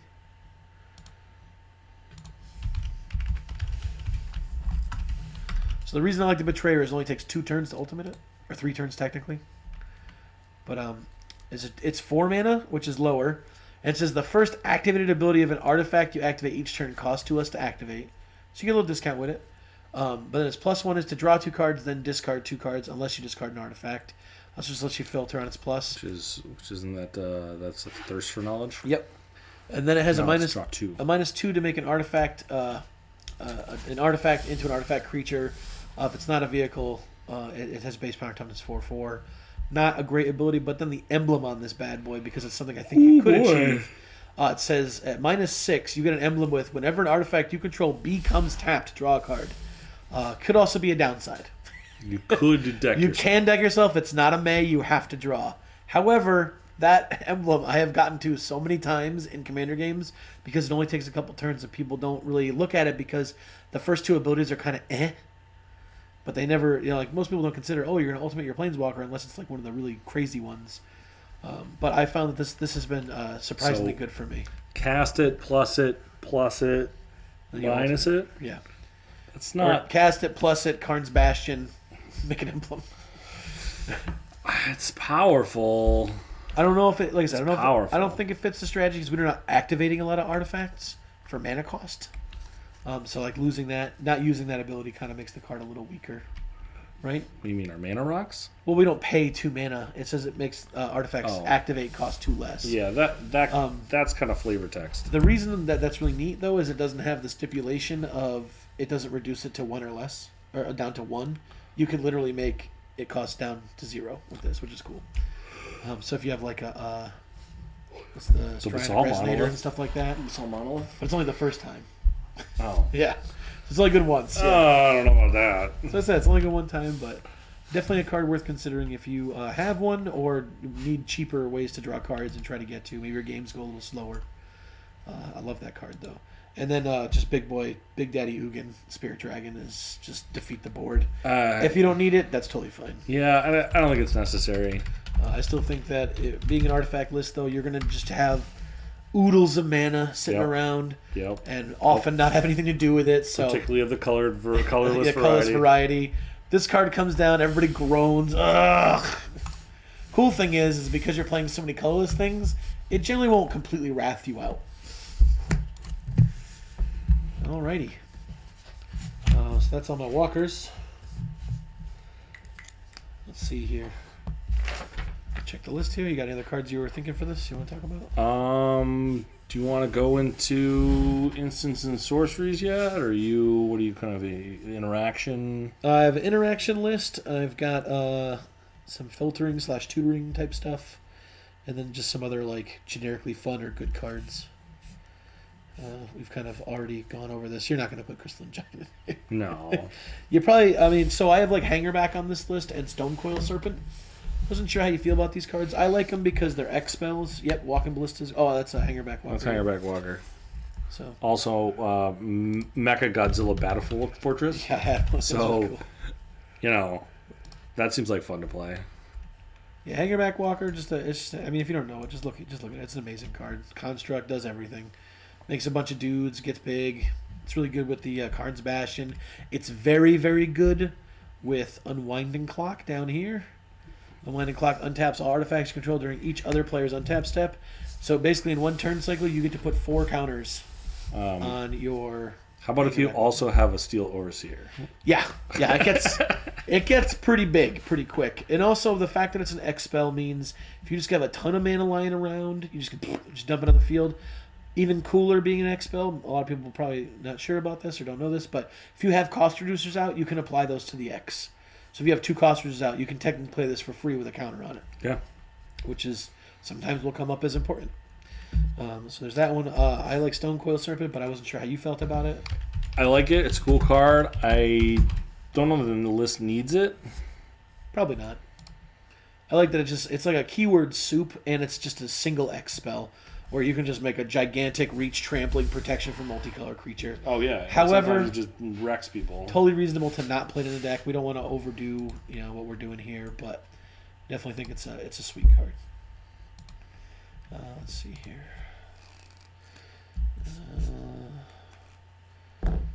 Koldatha Forge Master. 5 CMC is tough. It is, but now, is it tap, sack 3 artifacts. Go get something. Yeah. Yeah, I had it on the table. It's definitely. I'll throw in the considering here. I think that's fair enough. Yeah. Kuldrotha Forge Master is a 5 CMC construct that lets you tap it, sack 3 artifacts, go get an artifact and put it onto the battlefield. Not a cast. Sneaking stuff in is powerful. The floor on this is it's 5 mana 3/5. 5 mana 3/5. Yeah. It just maybe Just wait for it to generate here, so I can move it over. But we can keep talking here. Let's see. I had Sky Sovereign, probably not really good for this deck. Tormod's Crypt, Welding Jar, Commander's Plate. Not a welding jar. Well, we didn't put it on the list yet, but we hadn't talked about it. I meant to say. Yeah, I don't know. Welding Jar is neat because you can turn your commander into an artifact and protect it, but I don't know how relevant that really is. Yeah. I don't think any one piece is relevant to the deck. No. I'd probably just rather play like some generic interaction there. Yeah. I had some boom booms that are. I don't know if we want to play some stuff that gets threatening, like the Master of Ethereum. We got Kappa Cannoneer, Cyber Drive Awakener, and Thought Monitor. Some other new cards that have come out. 2 of those are from that's the Kamigawa Commander decks. Kappa Cannoneer has Improvise and Ward 4. And then whenever an artifact enters the battlefield under control, you put a +1/+1 counter on it. It's just going to be a beater that people can't interact with. You can cheat to cast it out, but it's more of a 60-card format card that's really tearing things up in some of those formats. It's a neat card, though. I've definitely had a couple big swings with it, but kind of everything has to go right. in order for you. This is called Off a Forge Master, by the way. The reason I put this on my artifacts list is because I also play a card called Scrapyard Recombiner, which lets you sack an artifact to go get a construct out of your deck. Right. So like being able to tutor up the thing that tutors up things right to the battlefield is really sweet. However, like I said, I just don't think it fits this particular brew. Okay. Yeah. But hey, if you find you need more tutors, I need to get more things, it's a slam dunk. Thought Monitor is another card that's, modern affinity kind of deck. 6 and a blue affinity for artifacts. It's a 2/2 flyer, ETB draw 2. It's fine, but I don't think so. I think if you're not playing Preordained, you probably don't need to play Thought Monitor. They do similar things in that they draw cards for 1 mana. And then another cool one for the kind of overrun effect would be Cyber Drive Awakener. That's also from that same commander deck. Flying 4/4 for 6 mana. Artifact creatures you control have flying. They already do. Yeah, that's kind of relevant. If you were playing like the land creatures, like if you had like the 11/11 and you were playing Worm Coil and you were playing the big defender that turns into a 20/20, like this card is a slam dunk with those. It's really, really good because just rise above and crush them. But right, and then it makes everything based power and toughness 4/4, so that doesn't work when you got big boom booms because then they're just 4/4s. They lose their boom boom. Right, so it's more like I made a bunch of servos and now they're 4/4s with flying. So I think maybe I want to look at some more instance. Let me just cross some things off here. Unless you got more. I had Smuggler's Copter too. Wasn't sure if you like cards like that. Smuggler's Copter's cool. Because you can brew with any Thopter token, and then it's a 3/3, and it draws a card, discards a card. It can also block, do the same thing.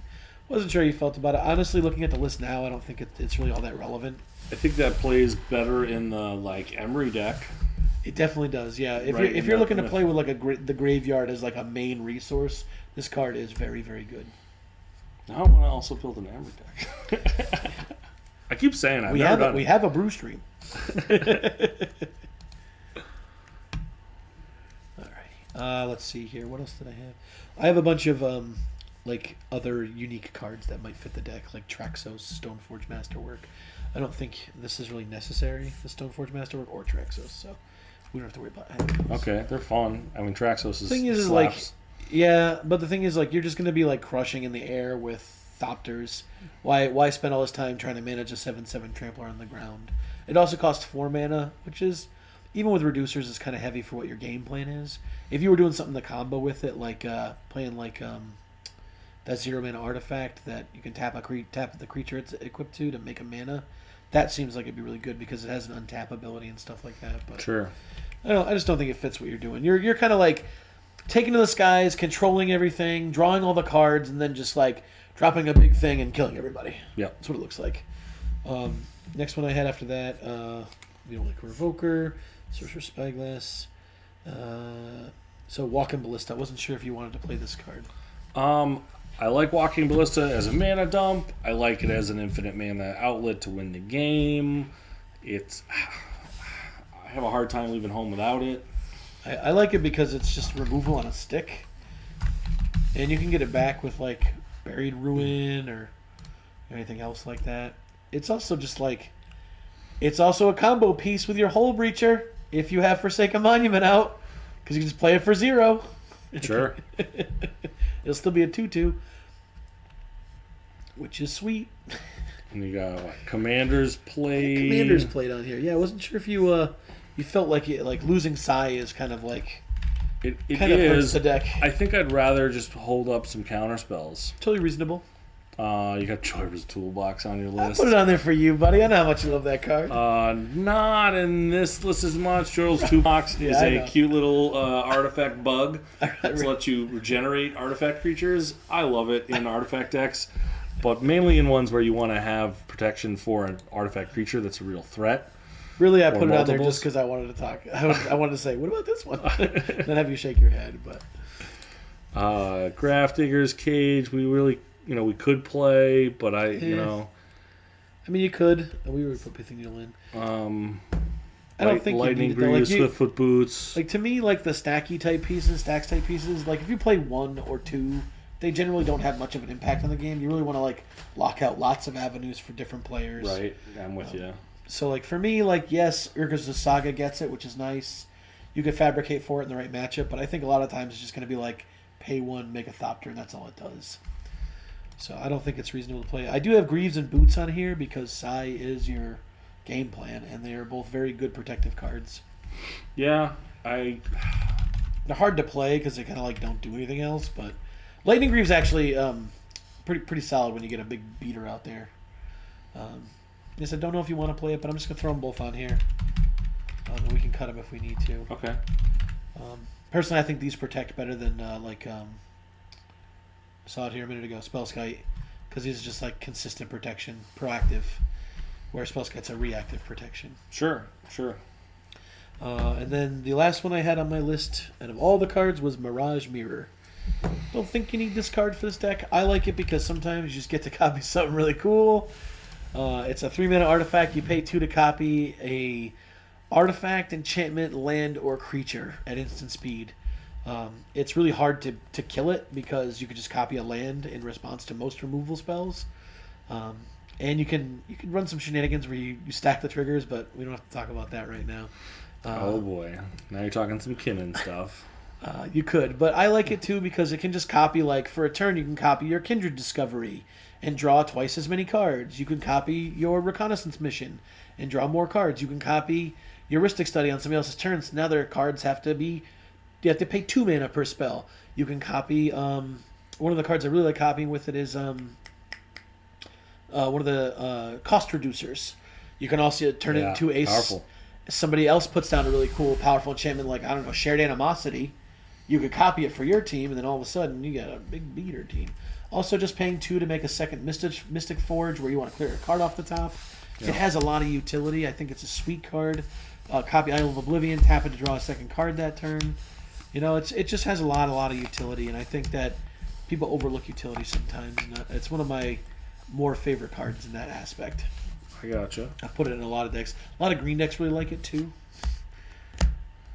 because it just has a unique kind of ability to it. I see we have Pongify and Rapid. Do you want to put in Reality Shift? I think this is better. Resculpt is better? Not this one. Oh, yeah. Yeah, I think we're going to be tight on spots if we're already at 105. Yeah, plus we're low on mana too. Yeah, I think Rift goes in the deck, hands down. How do you play a powerful blue deck without it? It's also pretty spectacular. Yeah, I think this is also a Fierce Guardianship deck. Yeah, 100%. With Fierce Run? Yes. I did, yeah. For sure. $63, good lord. So glad I didn't pay that for it. I got it in the Commanders. I bought the whole set for like $100 or for like $80. Yeah. All 5 decks. Got a good deal on them. And then I sold all those cards. Like a ding-a-ling. It happens. Do you want to put this one in? Yeah, probably. This is my pick for best possible blue tutor in artifact deck. World of Invention. World of Invention. You pay blue, and X. It also has Improvise, which means you can tap your artifacts to help cast the X on it. And what happens is at instant speed, you can search your library for any artifact card with converted mana cost X or less and put it on the battlefield. And that is a very powerful effect. Yeah. I think since we cut our counterspell, how about we just throw Mana Drain in there? Sure, yeah. We can, and the nice thing is we can use the colorless mana really well in this deck. Yep.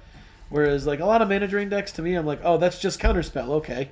Because you're not really converting the mana effectively. A lot of times I see a lot of people don't convert it too well. I think there's a 2-drop we'd want to play Muddle for. You put Muddle in here? No, I don't think there's one we need it for. Do you just want some average card draw? Like, do we want to play like a Thirst for Knowledge or anything like that? No, I think you just draw swaths of cards. And your or commander, like Thought Cast. Your commander draws cards. Like some other cool cards that just printed that I thought were worth mentioning. It just from a cool standpoint was Reality Heist. It's kind of a cool card from Kamigawa. So 7 mana, right? It can be reduced. Yeah, it's 1 less for each artifact you control. It's Reality Heist. Blue. So instant 5 blue. Cost 1 less for each artifact. So basically, in this deck, it's blue. Look at the top 7 of your library. Reveal up to 2 artifacts from among them. Put in your hand. Rest in the bottom of your library in random order. Very much the dig through time for artifact blue deck. Yeah.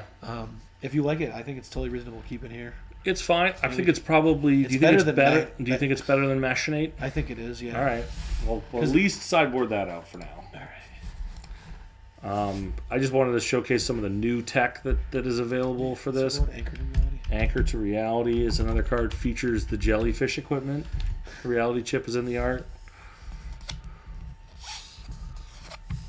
This is sorcery. Sorcery is a little less good. Yeah, 2 blue sorcery as an additional cost. Sack an artifact or creature. You can have lots of those to sacrifice. Search your library for an equipment or vehicle. Put it on the battlefield and shuffle. If its mana value was less than the sacrifice permanent's mana value, scry 2. So really, what would we get that's a vehicle or an equipment? I think you're getting the reality chip. A reality chip, yeah. It's pretty much your 3 options. Right? So I don't think that's as good. It's a little too narrow for me. Yeah. I think it's really cool in decks that want to play version? In like a kit equipment too. Yes. I think it can get you. You got some swords and stuff you want to get on there. You want to throw a Forging the Anchor. Let's check it out, Jeff. I don't know that one. I have never heard of this card. I maybe have. I just don't. Where did it go? Because I don't even know what type of card it is. Is it an instant sorcery? Sorcery. Forging the Anchor. Oh, it's a new card. 2 and a blue sorcery. Look at top 5 of your library. Reveal any number of artifacts from among them. Put in reveal cards in your hand. So this is... It's the blue version of the green card for creatures. Which I like. But I don't think you need it. Okay. Also at sorcery speed, like... It's just less good. Yeah. It can be a real banger, though. You could probably draw up to 5 artifacts off of it. What's the floor, though? Draw 0 artifacts off of it. Yes. Generally, these cards hit for like 2 or 3 in a deck it's really pumped. Right now, we're at almost 40 artifacts plus creatures. Probably looking at about 50 after all cuts and stuff are done. We can scroll down and tell you immediately, right?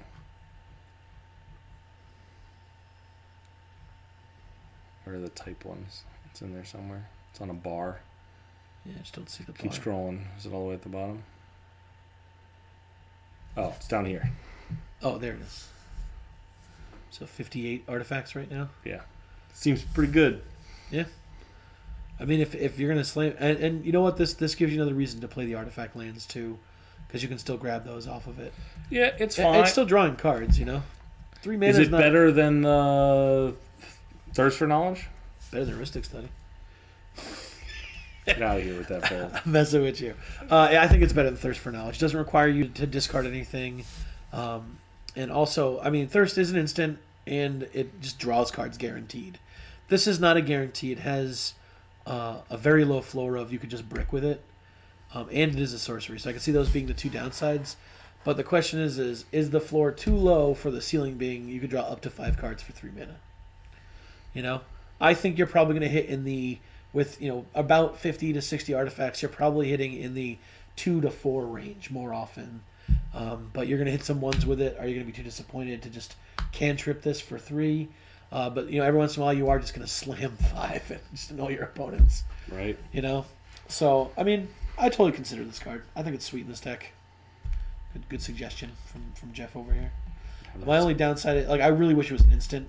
Yeah. Because holding up that to commit to the 3 mana and not guarantee getting something. This is probably my early cuts for the deck if we have to make some cuts. Yeah. Which it looks like we're gonna have to do. Which I think we're pretty much coming up on now.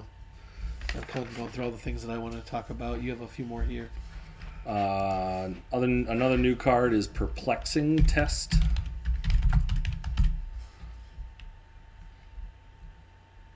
$2. Who can afford that? This deck's only $900. At least it's an instant. Perplexing Test. 3 blue instant. Choose one. Return all creature tokens to owner's hands or return all non-token creatures to owner's hands. This is very cool. Do you like it? It's instant speed. I like that you have a way to deal with the board. It's like it's your conditional baby Psych Rift. Sometimes this is gonna win you the game. Sometimes it's just gonna slow people down. I'm kind of fine with it. I think that I don't really like this card very much. Just on the simple fact of makes your opening hands really bad. Yep. Being a 5 mana, and you're probably not gonna cast it till like turn 6 or 7 or 8 or 10. Oh yeah. So it's just gonna sit there and rot. It also seems like it's one of those cards that will always give you the wrong modes. Like I need to kill all those creatures. Yeah. Not this version or that version. Yep. So in that aspect, I don't like that it's really limited. Yep. But I mean, it's a fine card. I think if you don't have a Cyclonic Rift, Yeah, I think this card maybe that's just what better. you play in its stays place. Yeah, I think Sure. that's very reasonable. There's also a 6 mana sorcery that bounces one player's permanents to their hands. Sure. They're non-land permanents. Are we light on protection here? Do we want some more counter spells? Do we want stuff that is? Do we want like a Swan Song? I particularly love the 1 mana counters. Like I like the one that gives them 2 treasures. Counter non-creature spell. An offer you can't refuse. Yeah, like that's one that I really enjoy. I don't know if you want to play it. I'm fine with that. Personally, like the 1 mana spells are great because it's so easy to leave up like a blue or sneakily leave up a blue with like a Springleaf Drum or something like that, where Yep. they think you're tapped out and all of a sudden, Swan Song them or an offer you can't refuse them. This is a great card, by the way. Instant counter target non-creature. They get 2 treasures. Totally good trade-off. Makes the Arcane Denial a little worse. Arcane Denial hits anything though. You said Swan Song. This is what? Instant enchantment sorcery, I think. Enchantment, instant sorcery. That's what I think it is. Yeah. So if we're worried about protecting our board against a Wrath or against, because we're really going to be soft to a board wipe. We'll be left with lots of mana and hopefully a Retrofitter Foundry. Sorry. Go ahead. I think the other one that I keep looking at and trying to maybe play in a more fair deck is Turn Aside. Counter target spell that targets a permanent you control. Yeah, I mean that seems reasonable. If you're looking for an effect like a removal protection, like a Swan Song, maybe you're looking for the budget alternative or something. Swan Song's $13. This is 14 cents. Yeah. Right. So like maybe in a deck that you're looking to play and a little less high powered, and you're like, oh man, I want to have counter spells to protect my stuff, but I don't necessarily want to represent my deck as the counter spell deck that's going to answer all the table's problems. Yeah. Or constantly be stopping someone from advancing their game plan. This protects target removal against anything on your board. The something like what's the other one that people play? It was the Lazotep Reaving, the one that makes your things hexproof or something. Yeah. Something like that is another good version of that. I think I'll put it in the considering, but I just wanted to mention it. If you're looking to protect like this to protect any permanent that you control, but it's only against a spell. Whereas I like the ones that give the permanent hexproof, right? Because then it stops abilities too, like Ghost Quarter. Oh, what's the other one that I like that I want to mention for that is another new one. Oop, I don't think you were on it. I wasn't in there. I think this one's fun too. Is Shore Up? Have you seen this one? I think I have. Gives 0-3 maybe. Target creature you control gets +1/+1 against hexproof until end of turn. Untap it. That's pretty cool. That's a cool one too. It's also got a crab on it, which is fun. That's a Humrid. Thank you. That's crab people. I dig it. So I'm totally cool with trying to. I think. We have a few more cards here that we could talk about, but yeah, I think any of these call to you? We're getting a little deep in it now. Yeah. Yeah, we're an hour and 48 in. I thought we were an hour and 15 in. Whoops. Let's try and cut this down. I think we're probably there, right? Yeah, I think so too. I mean, Oh, do any of these cards really like appeal to you that are on the table here? That you like, I want to play this really badly, or this seems like so good because of X, Y, and Z. no, Alright. I think I'm fine with that. I had some other stuff like a Dress Down, a Mystic Remora, Resculpt, Snap, Reshape, Suspend, Mind Break Trap sort of cards. Some of those are a little more on the competitive ends. Lands wise, I had 2 more on the list that we did not have, which would be an Academy Ruins. Great card in this deck. And an Ottawara Soaring City. Also great. Academy Ruins, just a legendary, taps for colorless. 1 and a blue tap, put an artifact card from your graveyard on top of your library. Ottawara is pretty new. You can probably look that one up. It just taps for blue, but then it has a channel ability that you can bounce something. They put you at 34 lands, too. What's the curve look like right now? Did I miss it? We are I missed low. it. 185 total CMC. Yeah. And we're 14 cards over still. So Yeah. definitely worth exploring. As far as the lands considered, I think the lands are fine. I don't know if you want to shave any or add any. There's no MDFCs in these. There's a blue MDFC in this color. That's Where's the The Counterspell one, the Dig, for instance, and Sorcery one, which we don't care I think for. of the mythic one. The one that draws you cards for cards in your hands, and then you have the maximum hand size. Do you want that one? Not necessarily. It'd be fine, but Do you want to put a treasure land in here? The treasure land in here the ones that makes treasures. I don't know if it's relevant for you. I think if I had a reason to make infinite colorless mana and wanted to convert it into colored mana, that would be the real reason for playing that. I don't know that we have a ton of lines that are going to get us there, so I think I'll leave it out for now. Alrighty. All right. To me, that looks like 34 is probably close to what we want. Yeah. As far as going through the enchantments, because we're already there, just go up one at a time, I guess. Sure. Those 4 are good for you? I'm leaving those. Yep. Yep. All right. This is probably where we're going to make some cuts.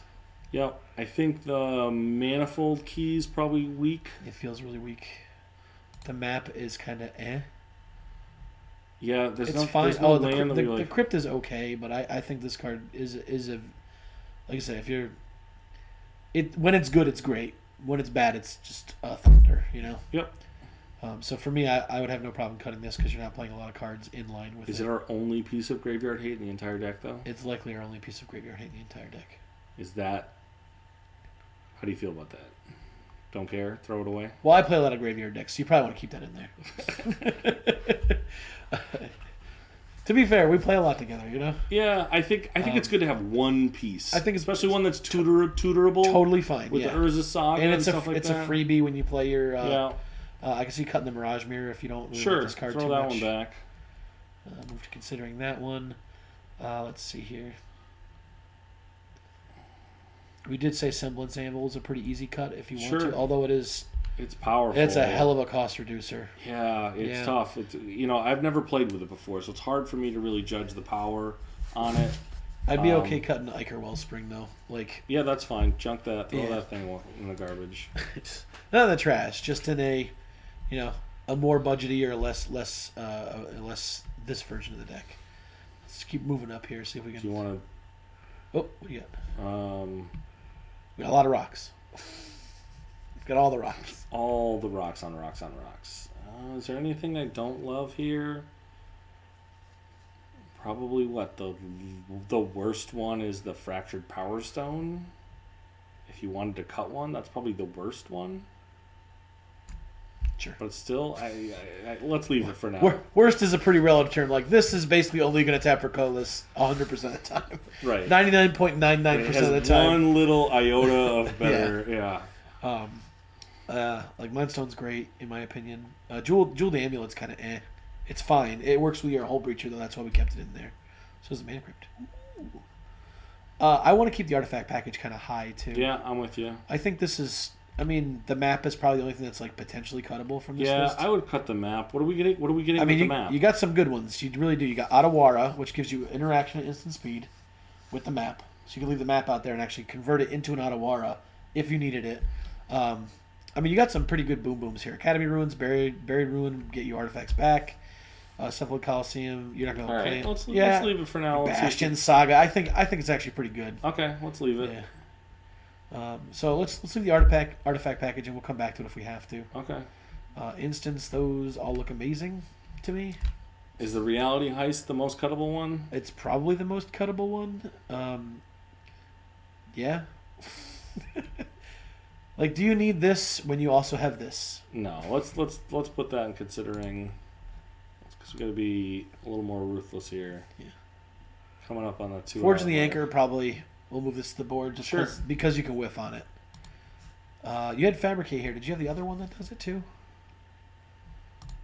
Wasn't there another one that was on the table a minute ago? Reshape? Oh, Reshape. You have the sack one though, right? Yeah. Yeah, so this one's just clearly better. Transmute Artifact? It's a pretty good one. I would play that. I don't own one yet. It's on the list. You'll get it. We'll maybe we trade up for that at MagicCon. Yeah. With the trade binder. I think the Retriever could definitely go now because we're not doing any shenanigans with it. Okay. Good card. Don't get me wrong. Good card. But If we're playing the Boots and the Greaves and we're saying those are better ways to protect Psy, do we want the Spellskite to go back? I think Spellskite is very sorcery speed in protection, like those two, where you have a lot of instant speed protection here also. So yeah, I'm totally cool with moving this away. Okay. It also doesn't do anything on the field. Just a 0-4. Where at least like the Boots and the Greaves could give you, some kind of like haste on a creature or something. Like, throw it on Steel Overseer. Yeah, the whole team's big now, yeah. Signal Pests, get in there. I mean, sideboard this one? Oh no, Signal Pest, get in there. Get in with Signal Pest so that you get the trigger. 7 cards. We gotta get some tough cuts now. All right, this is where this separates men from the boys. None of these. Those are all pretty good. This is probably your worst one, and it's still really good. All right, back down here. Who needs all these lands? What do we need lands for? We're going to go to 32? Nah. I mean, we have a lot of rocks. You could probably go to 32. Yeah, you'd have to mulligan a little more aggressively, but I think you could probably get away with missing a land drop or two here. Like, that's the thing, too. You don't want to draw too many. Yeah. Because you won't be able to convert them effectively. Yeah, so let's remove one 2. Twice? Yeah. I think 32 is a good number for you. Sure.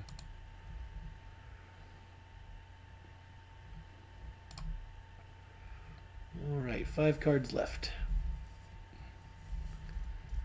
Now the Tormod Crypts goes away. No, I think I agree with you that you should probably have something. Semblance Anvil? I'm trying to think of like I think the Semblance Anvil then. Yeah, just because it requires you to also exile something else from your hand. And the Jeweled Amulet. Because it's not an inherently good card. You got plenty of 0 drops in here. All right, see, making some headway. 3 more. Is it the Moon Snare prototype? I like this better than I like Springleaf Drum. Just because it does something else. And I like Springleaf Drum a lot. It's hard, man. This is hard. Let's see.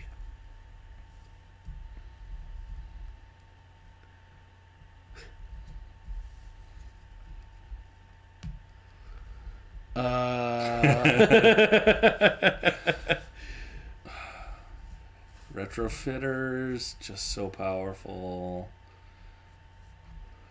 Sorry, I'm just bouncing around here. I know, I'm looking too. You're not hurting me. I know what I'm looking at. I've seen this deck a lot. I mean, this one seems much worse now that you put all those other good ones in. Yeah. I could see cutting this one.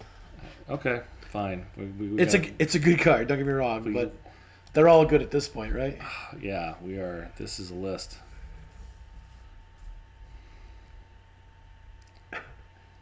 I think we gotta start cutting some of the. We got 2 more to go. Jor's Familiar is the worst cost reducer at 4 mana. It does do your historic spells though, which means makes your planeswalkers cheaper. Not that matters. I can see artifacts, legendaries, and sagas. Yeah. Yeah, I can see cutting it though. It's definitely. It's the worst one. It's the most expensive one. It does fly though. It is a flying 2/2 bird. Yeah, I can see moving that one over, especially because we put the cloud key. It does look like a Harry Potter character. I still really like Signal Pest. It is powerful. It's so good in this deck. One more. Emery's really powerful, but we're not like abusing it. I guess when you have the other one, I know one in Clock doesn't play with Emery though, unless you have Shimmer Mirror or Liberator out. Yeah, I mean the Emery is just such an engine. You're gonna play Emery for one mana. It's such a powerful and you're just card. gonna be like, cool, Lotus Petal every turn. Like, yeah, I'm sure we can find one more cut here. Very simple cut. Is it my shitty bounce spell? You said you liked it, so I didn't want to take it away. I don't think it's shitty. I just think it's not as good as Cyclonic Rift right next to it. Well, of course but it's not. I think like in blue, you want to be able to answer stuff, and that's really key. And it also, like you said, it protects your own stuff too. I think my like more powerful side lists that I've played in the past had a even bigger instant package than this does. We could easily cut one of these 2 mana rocks. And it's the Fractured Power Stone. There are so many. Actually, hear me out on this. What about cutting Felwar Stone? Because Forsaken Monument cares about colorless things. So you'd get more mana out of a Fractured Power Stone with Forsaken Monument out than you would with Felwar Stone. Also, Felwar Stone may tap for blue, but will likely tap for another color for you most of the time. I like Felwar Stone. It's a great artifact. But we did not put a Mana Vault in this deck. Did you want to put a Mana Vault in this deck? Because you're not bouncing it all that much, right? Well, that was the... Is that a way to make infinite mana with Hull Breacher too? Yeah, because it's mana positive. Yeah. If you want, stick it in here. Mana Vault. Gotta make things harder, don't you, bud? It's all good. There's a 4-mana artifact creature that I really want to play in this deck that says when it enters, you return the creature to your hand. You get 4 mana worth of reduction out. So you just go kind of like you do with the Teamer Commander it plays in with Pro Black and White. Yeah, what's I've never heard of that creature. It's like a monument, something got monument. I don't know. Oh, the one from Animar? Yeah. Was it Ancient Stone Idol? No, or something like that.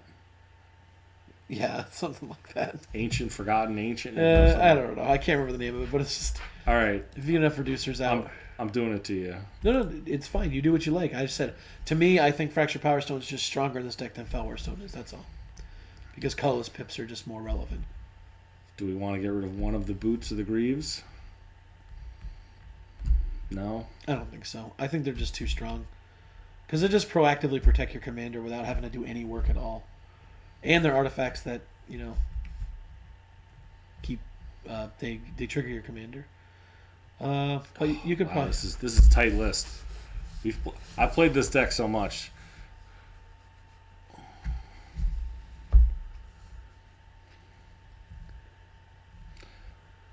Tezzeret cannot get Coat of Arms. He gets everything else.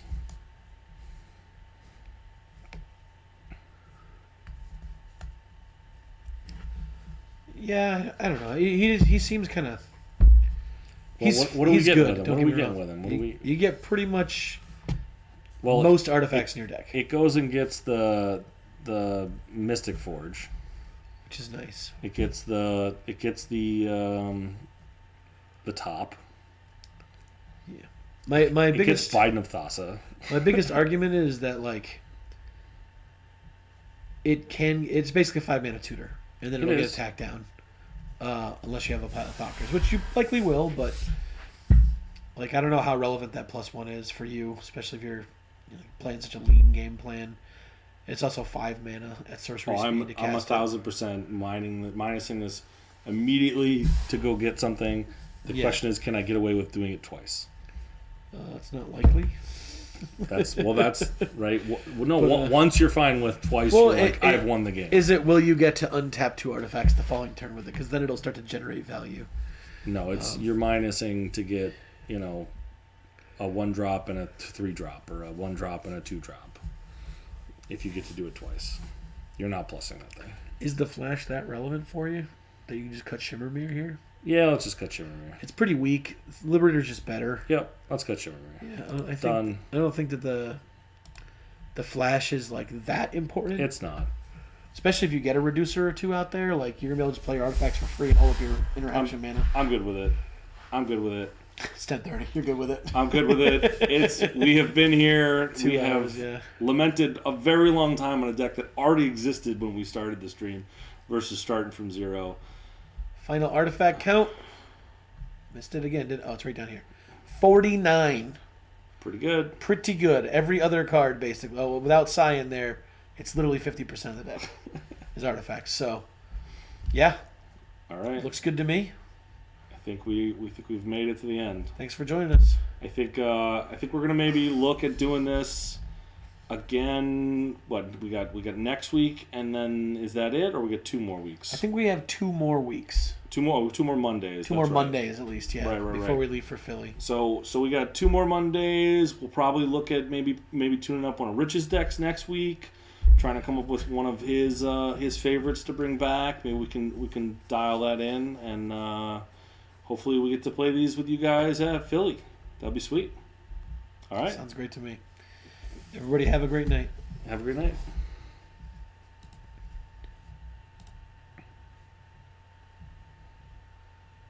We stopped her mouth.